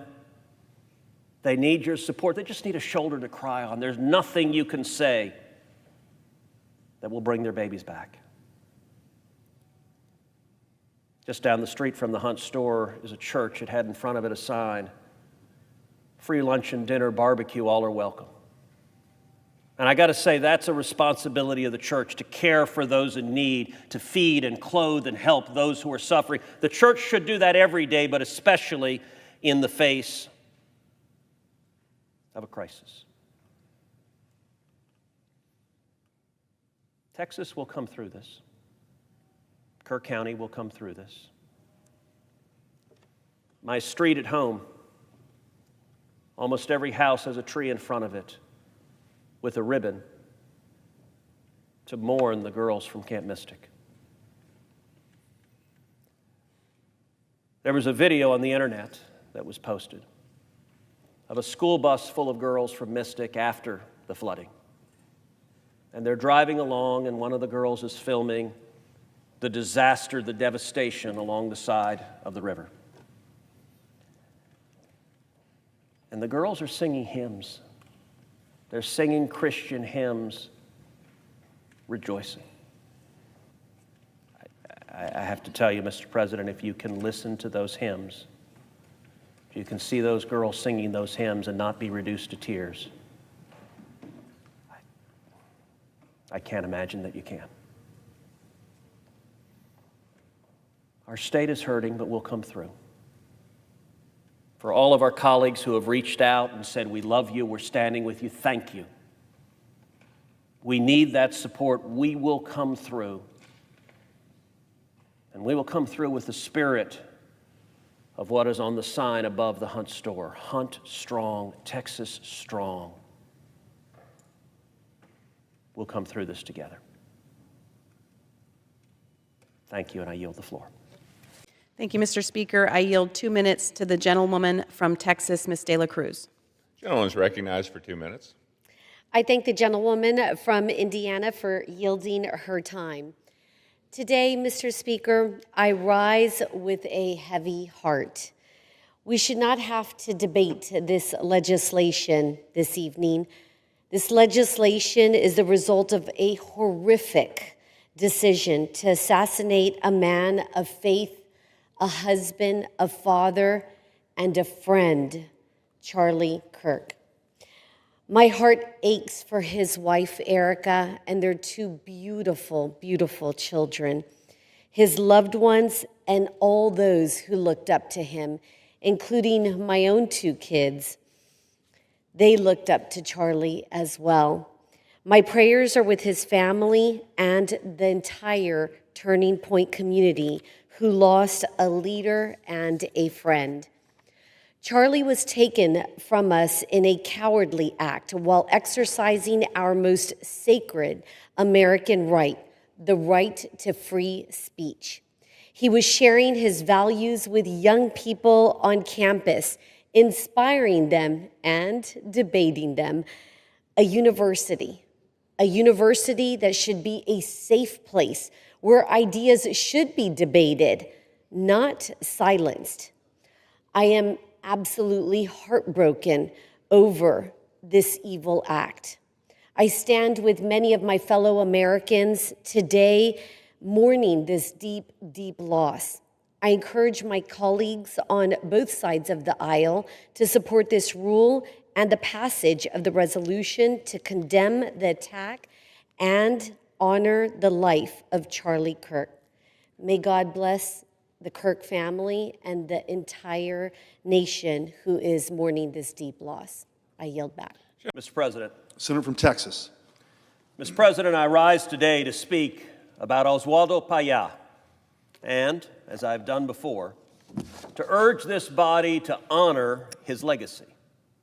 Paya was a Cuban dissident who fought against the communist regime and who stood up and fought for free speech, for democracy, and for human rights. He was a thorn in the side of the Cuban communist regime his entire life. Oswaldo Paya was the only person at his school who refused to join the communist youth. Later, at the age of 35, he founded the Christian Liberation Movement, which called for nonviolent disobedience against the rule of the Cuban Communist Party. He then founded the Varela Project, which sought a referendum on Cuba's communist system. Throughout, he fought for democratic governance, religious liberty, freedom of expression, and the freedom to start businesses. For over 3 decades, Paya put pressure on the communist regime to free its political prisoners, to allow for genuine elections, and to uphold basic human rights. In retaliation, the regime harassed him. They arrested him repeatedly. And ultimately, in 2012, they killed him. But in life and in death, they never succeeded in silencing his message. Growing up, I heard countless stories from my father about life in Cuba. And they instilled in me from a very young age the desire to fight for change, to fight for truth, to fight for freedom. The yearning for liberty and the courage to fight for it is universal and deeply felt in every Cuban heart. Mr. President, since 2015, in every Congress, I have introduced legislation to rename the street outside the Cuban embassy Oswaldo Paya Way. This body has passed it before, rightly, unanimously. Oswaldo's legacy matters deeply to Cuba and to the United States. And it matters to his family, with whom I have worked closely on this resolution. Over the years, I've met many times with his daughter, Rosa Maria Paya. And Rosa Maria is herself a formidable and courageous dissident and warrior for human rights.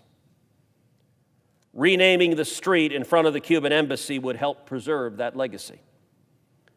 During the Cold War, President Reagan renamed the street in front of the Soviet embassy Sakharov Plaza, after the famed human rights dissident in the Soviet Union. It was part of a broader strategy to shine a light on the abuses of the evil empire. My strategy here is the same. Some might think a street name is not that big a deal. Well, it is. Anyone who wants to write to the Cuban embassy will have to write Oswaldo Paya's name. Anyone who wants to go there has to look up the address and see his name. The operatives of the Cuban regime will have to say or write his name. Saying his name has power. In just a moment, I will propound a unanimous consent request to take up and pass the Oswaldo Paya Way resolution. And I want to point out this is bipartisan legislation. Indeed, I am joined by Senator Dermott, the Democrat whip, in this legislation. In a previous Senate, this passed the Senate 100-0. That means every Republican voted for it and every Democrat voted for it. I am hopeful this Congress can demonstrate the same unity and the same resolve to stand up in support of democracy and in support of human rights. Right now, we will find out if that's the case. Mr. President, I ask unanimous consent that the Committee on Homeland Security and Governmental Affairs be discharged from further consideration of S-218, and the Senate proceed to its immediate consideration. I further ask that the bill be considered read a third time and passed, and that the motion to reconsider be considered made and laid upon the table. Is there an objection? Mr. President. Senator from New Jersey. Reserving the right to object. I stand in agreement with my colleague. Mr. Oswaldo Paya is an extraordinary hero, not just to the Cuban people, but to millions of Americans, including millions of New Jerseyans, and especially to the Cuban American community in my state. He is a freedom fighter who stands for our most treasured and sacrosanct ideals. I want to work with my colleague to find a way to honor him. I'd be willing to partner with him in doing something to elevate this cause and this principle and the noble ideals that my colleague speaks to. The challenge right now is that we are in different times. This bill would permit Congress to rename a DC-owned intersection. But the District of Columbia has the right to self-governance. When I was mayor of the city of Newark, if my state came in against my objections to rename streets on my city, I would have objected. The people of the District of Columbia have the right to control their own local affairs. Their rights are enshrined in home rule. It is critical that we reject attempts that infringe upon those rights. The locally elected DC Council alone has the right to rename DC streets, and there is no dispute that the intersection in question is DC-owned. Since the beginning of home rule, the Council has opposed congressional efforts to rename its streets. Recently, Representative Holmes Norton strongly has made her views known, that she opposes this bill on those grounds. Washington, D.C. has no representation in this body. We must respect the wishes of the locally and democratically elected council and D.C.'s representatives in Congress.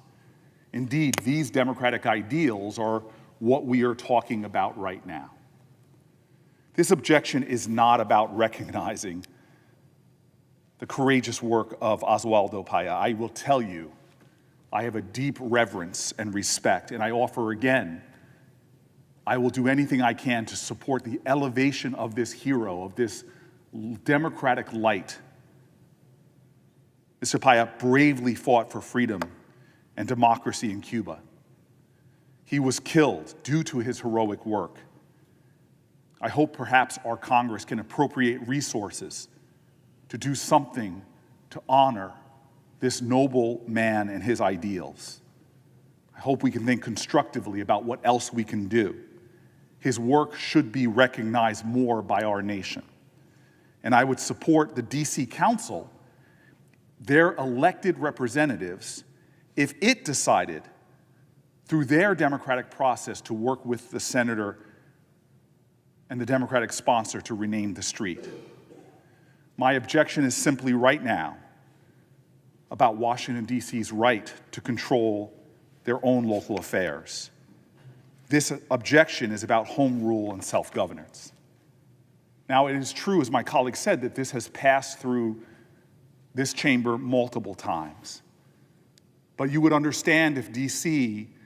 is pushing for us not to do it this time because the current administration in the White House has stepped up their efforts to undermine home rule, is looking to D.C. as a testing ground for extreme policies.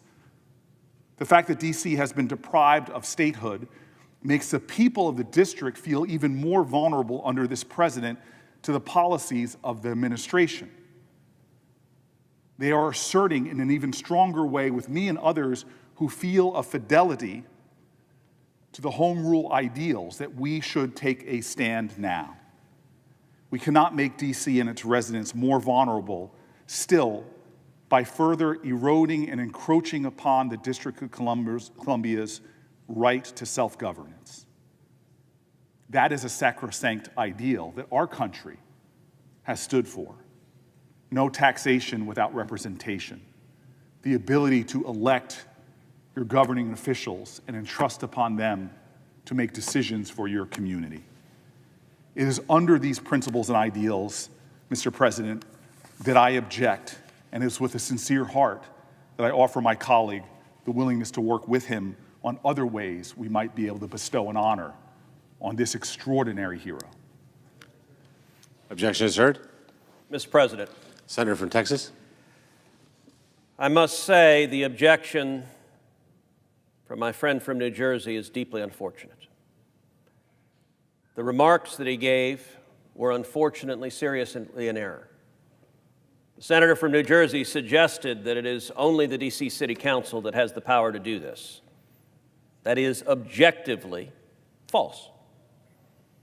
D.C. is a city unlike any city in America because D.C., the Constitution explicitly gives the authority to govern D.C. to the Congress of the United States. That is written into the Constitution. My friend from New Jersey said he would object if this were done in Newark, New Jersey. Well, Newark, New Jersey is not in the federal District of Columbia, which the Constitution gives to Congress to govern. It's also objectively disproven by the example I gave. We have done this before. When Ronald Reagan was president, he signed into law legislation renaming the street in front of the Soviet Union Sakharov Plaza. The author of that legislation is someone, Mr. President, you and I still serve with. He is the senior-most serving member of this body, Senator Chuck Grassley, then a brand new senator, introduced the legislation to rename the street in front of the Soviet embassy, and it was part of shining a light on communist oppression. Now, the legislation that the senator from New Jersey just objected to is Cruz Durbin. Its lead Democrat author is Senator Dick Durbin, the whip for the Democrat Party. This is not partisan legislation. And indeed, this exact legislation, Senator Booker, who just objected, voted for it. Just 2 years ago in this Congress, it passed 100-0, and one of those 100 was my friend Senator Booker. He voted yes. By the way, one of the most vocal advocates of this legislation was Senator Booker's former colleague, Senator Bob Menendez, another Cuban American. And there is a rich irony because after Florida, the state of New Jersey has a massive Cuban American population. To see a senator from New Jersey objecting,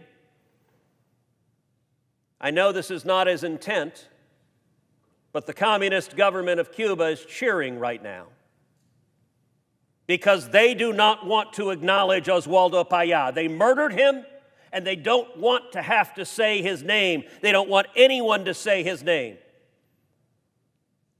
And I know there are Cuban American residents of New Jersey whose hearts are heavy right now. They are hurting to see their elected senator object over not just honoring Oswaldo Payá, but calling out the regime. Senator Booker suggests, some other general statement, Payá's a nice guy, we should do that. That's not the purpose here. I'm happy to support any resolution praising Oswaldo Payá. I've done so many times. The purpose here is to put pressure on the Cuban communist regime. And naming the street does that.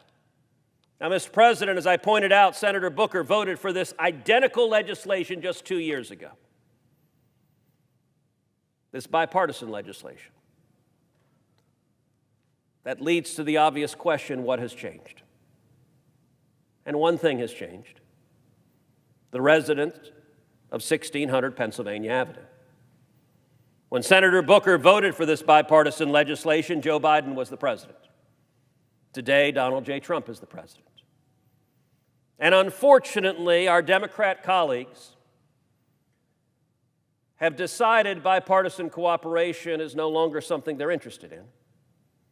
Their party is instead unified behind one principle, which is that they hate Donald J. Trump. We're in day 15 of a government shutdown because the Democrats are unwilling to fund the federal government, unwilling to pass a clean continuing resolution, which, by the way, every one of them, including the senator from New Jersey, have given speeches about how it is reckless and irresponsible to shut the government down, not to pass a clean continuing resolution. And yet, just earlier today, almost every single Democrat voted for the 9th time in the last 2 weeks to shut the government down, whereas Republicans unified to reopen it.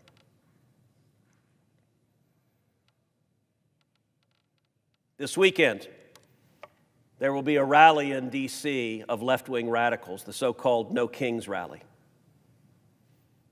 Many, if not most of us, on the Republican side of the chamber believe the reason the government is still shut down is because Democrat senators are terrified for that rally to occur and those left-wing radicals to see that the government is open, because they have to demonstrate they hate President Trump. Just this week, President Trump announced an historic Middle East peace deal. And yet, virtually zero Democrats could bring themselves even to say his name. Bill Clinton praised President Trump for the Middle East peace deal. Hillary Clinton praised President Trump for the Middle East peace deal. I commend Bill and Hillary Clinton, and I will say in my time in the Senate, that is the first time that sentence has ever come out of my mouth.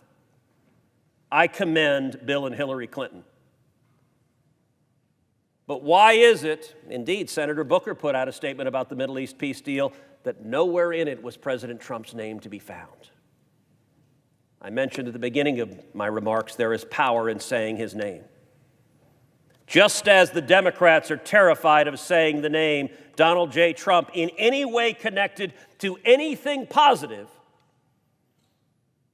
so too are the Cuban communists terrified of saying the name Oswaldo Paya. I am hopeful that my friend, the senator from New Jersey, will put aside the partisan rancor that characterized the Democrats in this body, and will say, let's come together and stand for the Cuban people. Let's stand for Cuban Americans in this country. Let's stand for freedom. Let's stand for democracy. Let's stand for human rights. That ought to be bipartisan. Time will tell whether it continues to be in the United States Senate. I yield the floor. I thank Senator Johnson. It is day 38 of the Schumer shutdown, the longest government shutdown in the history of the United States. Now, Senator Schumer told the world, quote, "Every day gets better for us." Senator Sullivan asked, who's the us? I'll tell you who the us is. This is a partisan political show. It happened because in March, the Democrats decided to be reasonable and allow the government to stay open. And the extreme left wing of the Democrat Party got furious, and Senator Schumer nearly lost his job. And now the government is shut down because the Democrats want to show the radical left wing in their base that they really, really, really hate Donald Trump. Now, on the Democrat side of the aisle, there's a talking point we actually had in the Commerce Committee yesterday. One of our Democrat colleagues said, there's a Republican president, there's a Republican Senate, there's a Republican House. This is the Republicans' shutdown. And I don't know who actually produces those talking points for Democrats, but Every one of them, word for word, says the identical thing. Well, I tell you, I spoke shortly thereafter, and I said, you know, every witness in a court of law, before they testify, they're sworn in, and they're asked that their testimony will be the truth, the whole truth, and nothing but the truth. I said what my Democrat colleague just did there failed part number 2, the whole truth. You're right, there is a Republican president. You're right, there is a Republican House, and you're right, there is a Republican Senate. What the Democrats also know is that under the Senate rules, it takes 60 senators to vote to fund the government. They all know that. That's not something they don't know, and it's not an accident that they don't mention it. Why do we have a shutdown? Well, let's count. There are 53 desks on this side of the Senate floor. There are 53 Republicans, which means the government cannot be funded until at least 7 Democrats decide we're going to fund the government. By the way, this is not a new development. When Joe Biden was president, 13 separate times, we passed a clean continuing resolution. What does that mean? We had a 60-vote threshold then, too. That means Republicans could have done this garbage any of the 13 times under Joe Biden, but we did not. They didn't have 60 votes. What was different when Joe Biden was president is Republicans voted with the Democrats to allow the government to stay open.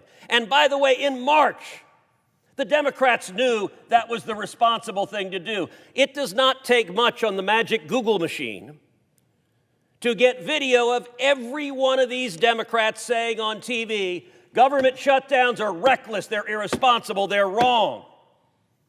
They all know that. But you know what they're counting on? I look up and the press gallery is virtually empty. They're counting on ABC, NBC, and CBS lying to the American people. They're counting on CNN lying to the American people. They're counting on MSNBC lying to the American people. This is not complicated. 14 times the Republicans on this side of the floor have voted to open the government. And 14 times Democrats have voted to keep the government closed. And then, after they vote to keep the government closed, the Democrats walk out to the reporters and say, gosh, I can't believe the Republicans closed the government. That's when a reporter is actually supposed to do something really radical. It's called report. The person telling me he or she is upset at the government shutdown, why did you vote 14 times to keep the government shut down? Now, there are lots of aspects of this that are painful. But there's one in particular that is impacting American families all over the country, which is any family that is traveling for work, traveling to visit a sick relative, traveling to go to a funeral in a family, traveling to go on a family vacation. There are right now over 50,000 TSA agents. Many of them are going to work. They're not getting paid. They miss their paycheck. There are right now more than 14,000 air traffic controllers. Many of them are going to work. None of them are getting paid. That means they're trying to figure out, their last paycheck didn't come, they're trying to figure out, how do I pay my mortgage? How do I pay my rent? How do I pay my food? How do I feed my kids? How do I take care of medical bills? You know what the answer from the Democrats is? Every day gets better for us. If you're hurting and not getting a paycheck, Senator Schumer's answer, I do appreciate his doing the Mr. Bird's tent with his hands. I wish he'd started off with excellent. But that is, in fact, his quote, every day gets better for us. On Wednesday, there were over 15,000 flight delays. On Wednesday, there were over 600 canceled flights. Delta Airlines has called on the Democrats, vote to reopen the government. United Airlines has called on the Democrats, vote to reopen the government. Southwest Airlines has called on the Democrats, vote to reopen the government. American Airlines has called on the Democrats, vote to reopen the government. The National Air Traffic Controllers Association has called on the Democrats, vote to reopen the government. Yesterday, I had a conversation with the administrator of the FAA. It was chilling. As everyone knows, the FAA announced that it is putting in place a mandatory 10% reduction in flights in the 40 largest airports in America. What the administrator of the FAA told me yesterday on the phone was why. And here's what Administrator Bedford said. He said, last Friday, which was Halloween, half of the busiest 30 air traffic control facilities were short-staffed. That includes New York, Austin, Newark, Phoenix, Washington, Nashville, Dallas, and Denver. I want you to listen to this next statistic. Nearly 80% of the air traffic controllers in New York City called out. They did not show up to work. Nearly 80%. Senator Schumer represents New York City. Nearly 80% of the controllers called out on Halloween. There were rampant delays. The FAA said the aggregate data, the whole national airspace system, looked okay. But then they deaggregated the data, looking at the 40 biggest airports in particular. It painted a very different picture. Here's what the administrator of the FAA told me. Pilots filed more than 500 voluntary safety reports about air traffic control problems they were encountering. Air traffic controllers that were fatigued, that were tired, they were making mistakes. And what's the Democrats' views? Well, there's an old line that a gaffe is when someone in Washington accidentally tells the truth. You heard Chuck Schumer say every day gets better for us. Here's what one Democrat aide told CNN. Another senior Democrat aide said, as long as public perception is in their favor, the party will not concede short of, quote, planes falling out of the sky. That's out of the words of the Democrats themselves. Let me tell you, as chairman of the Commerce Committee, part of our responsibility is to oversee the FAA and to do everything possible to ensure safety. Turning to my Democrat colleagues saying, this is not a joke. First of all, the shutdown happened because Senator Schumer had to demonstrate he was tough, so he didn't get primaried by AOC in New York.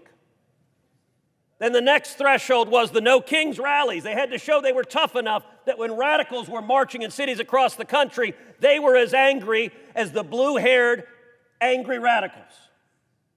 Then we had Election Day. They were going to keep everything shut down to Election Day because it energized their base. And then Democrats won elections in the very blue state of New Jersey, the very blue state of Virginia, and the insanely blue city of New York City.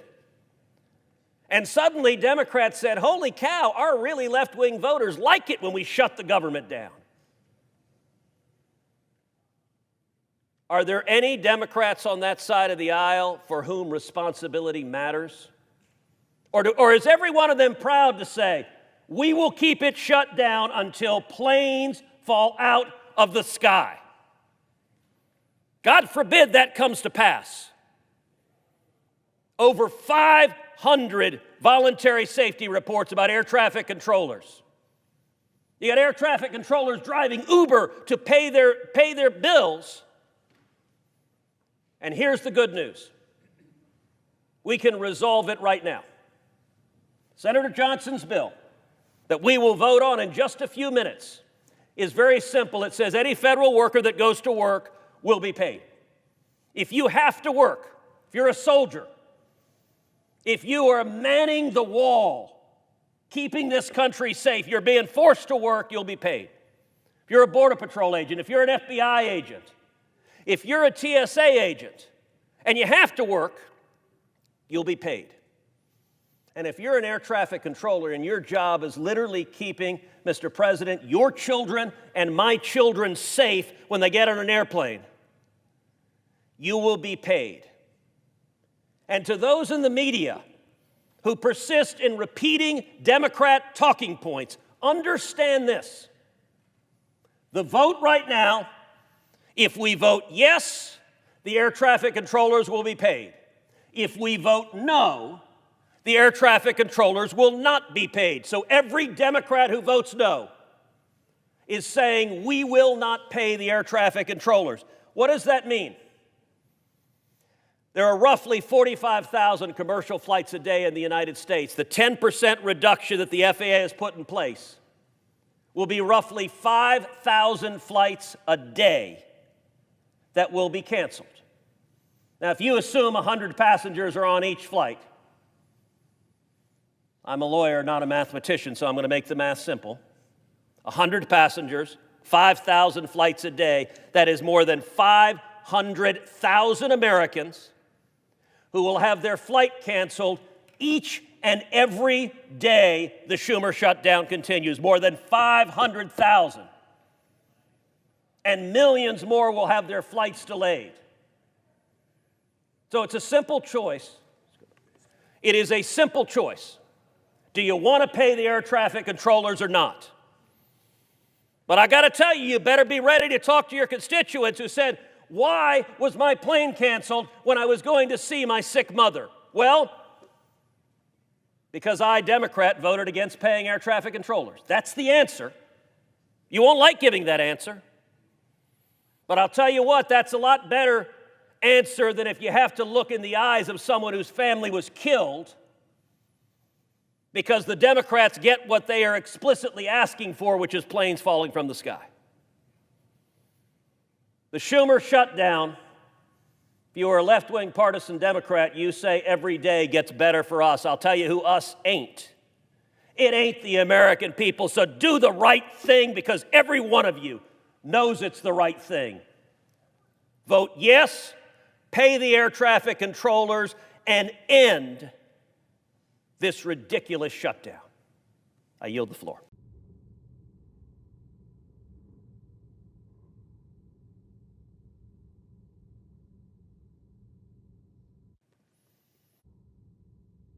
Madam President. Senator from Texas. Madam President, I rise today to speak about a grave matter and a clear violation of religious freedom, human dignity, and the rule of law.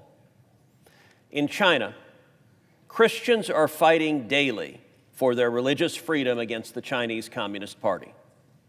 And on October 10th, 2025, the Chinese Communist Party launched the largest coordinated nationwide crackdown in more than 4 decades against a Christian urban house church in China. In that sweep, 23 pastors and church members of the Zion Church, one of China's largest underground congregations, were arrested and wrongfully detained, including Pastor Ezra Jin. Pastor Jin and the members of the Zion Church were not engaged in violence. They were worshiping. They were serving God. And for that action, they are being treated as enemies of the communist state.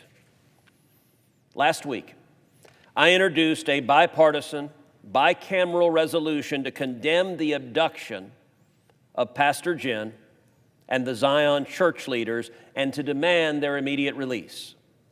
This resolution is designed to pressure Chinese leadership to release the congregation members and to let them practice their Christian faith freely.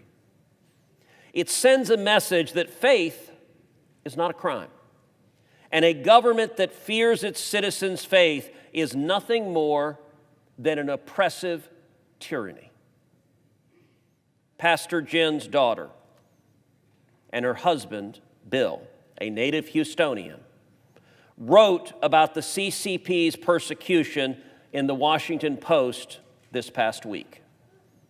In their column, they made a piercing observation, and I want to share it here in full. Quote, "There are few more obvious ways to showcase the bankruptcy of an ideology and the vitality of the Christian faith than by forcing peaceful believers to suffer for the sake of their convictions." This is a profound truth.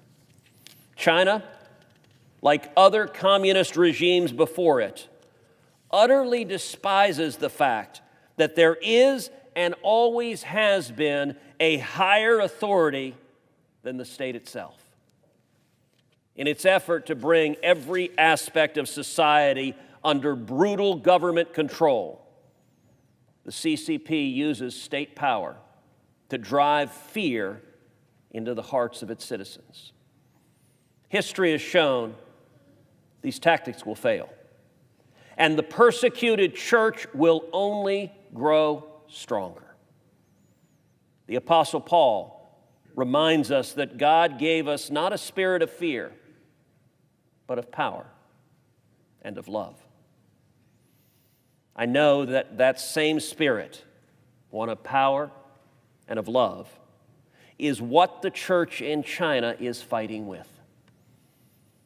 I urge my colleagues to join me in passing this resolution unanimously, to show our support for Pastor Jin, his family, and his fellow believers, and to show the world that the United States stands on the side of freedom, on the side of faith, and we stand with the persecuted Christians in China. Madam President, I ask unanimous consent that the Foreign Relations Committee be discharged from further consideration and the Senate now proceed to S-Res 463. The clerk will report. Senate Resolution 463 expressing condemnation of the Chinese Communist Party's persecution of religious minority groups and so forth. Without objection, the committee is. The Senate will proceed to the measure. I ask unanimous consent that Cruz' substitute amendment to the resolution be considered and agreed to. Without objection. I know of no further debate on the resolution as amended. If there's no further debate, the question is on the resolution as amended. All in favor say aye. Aye. All opposed, no. The ayes appear to have it. The ayes do have it. The resolution as amended is adopted. Madam President, I ask unanimous consent that the Cruz substitute amendment to the preamble be agreed to, the preamble as amended be agreed to, and that the motions to reconsider be considered made and laid upon the table. Without objection.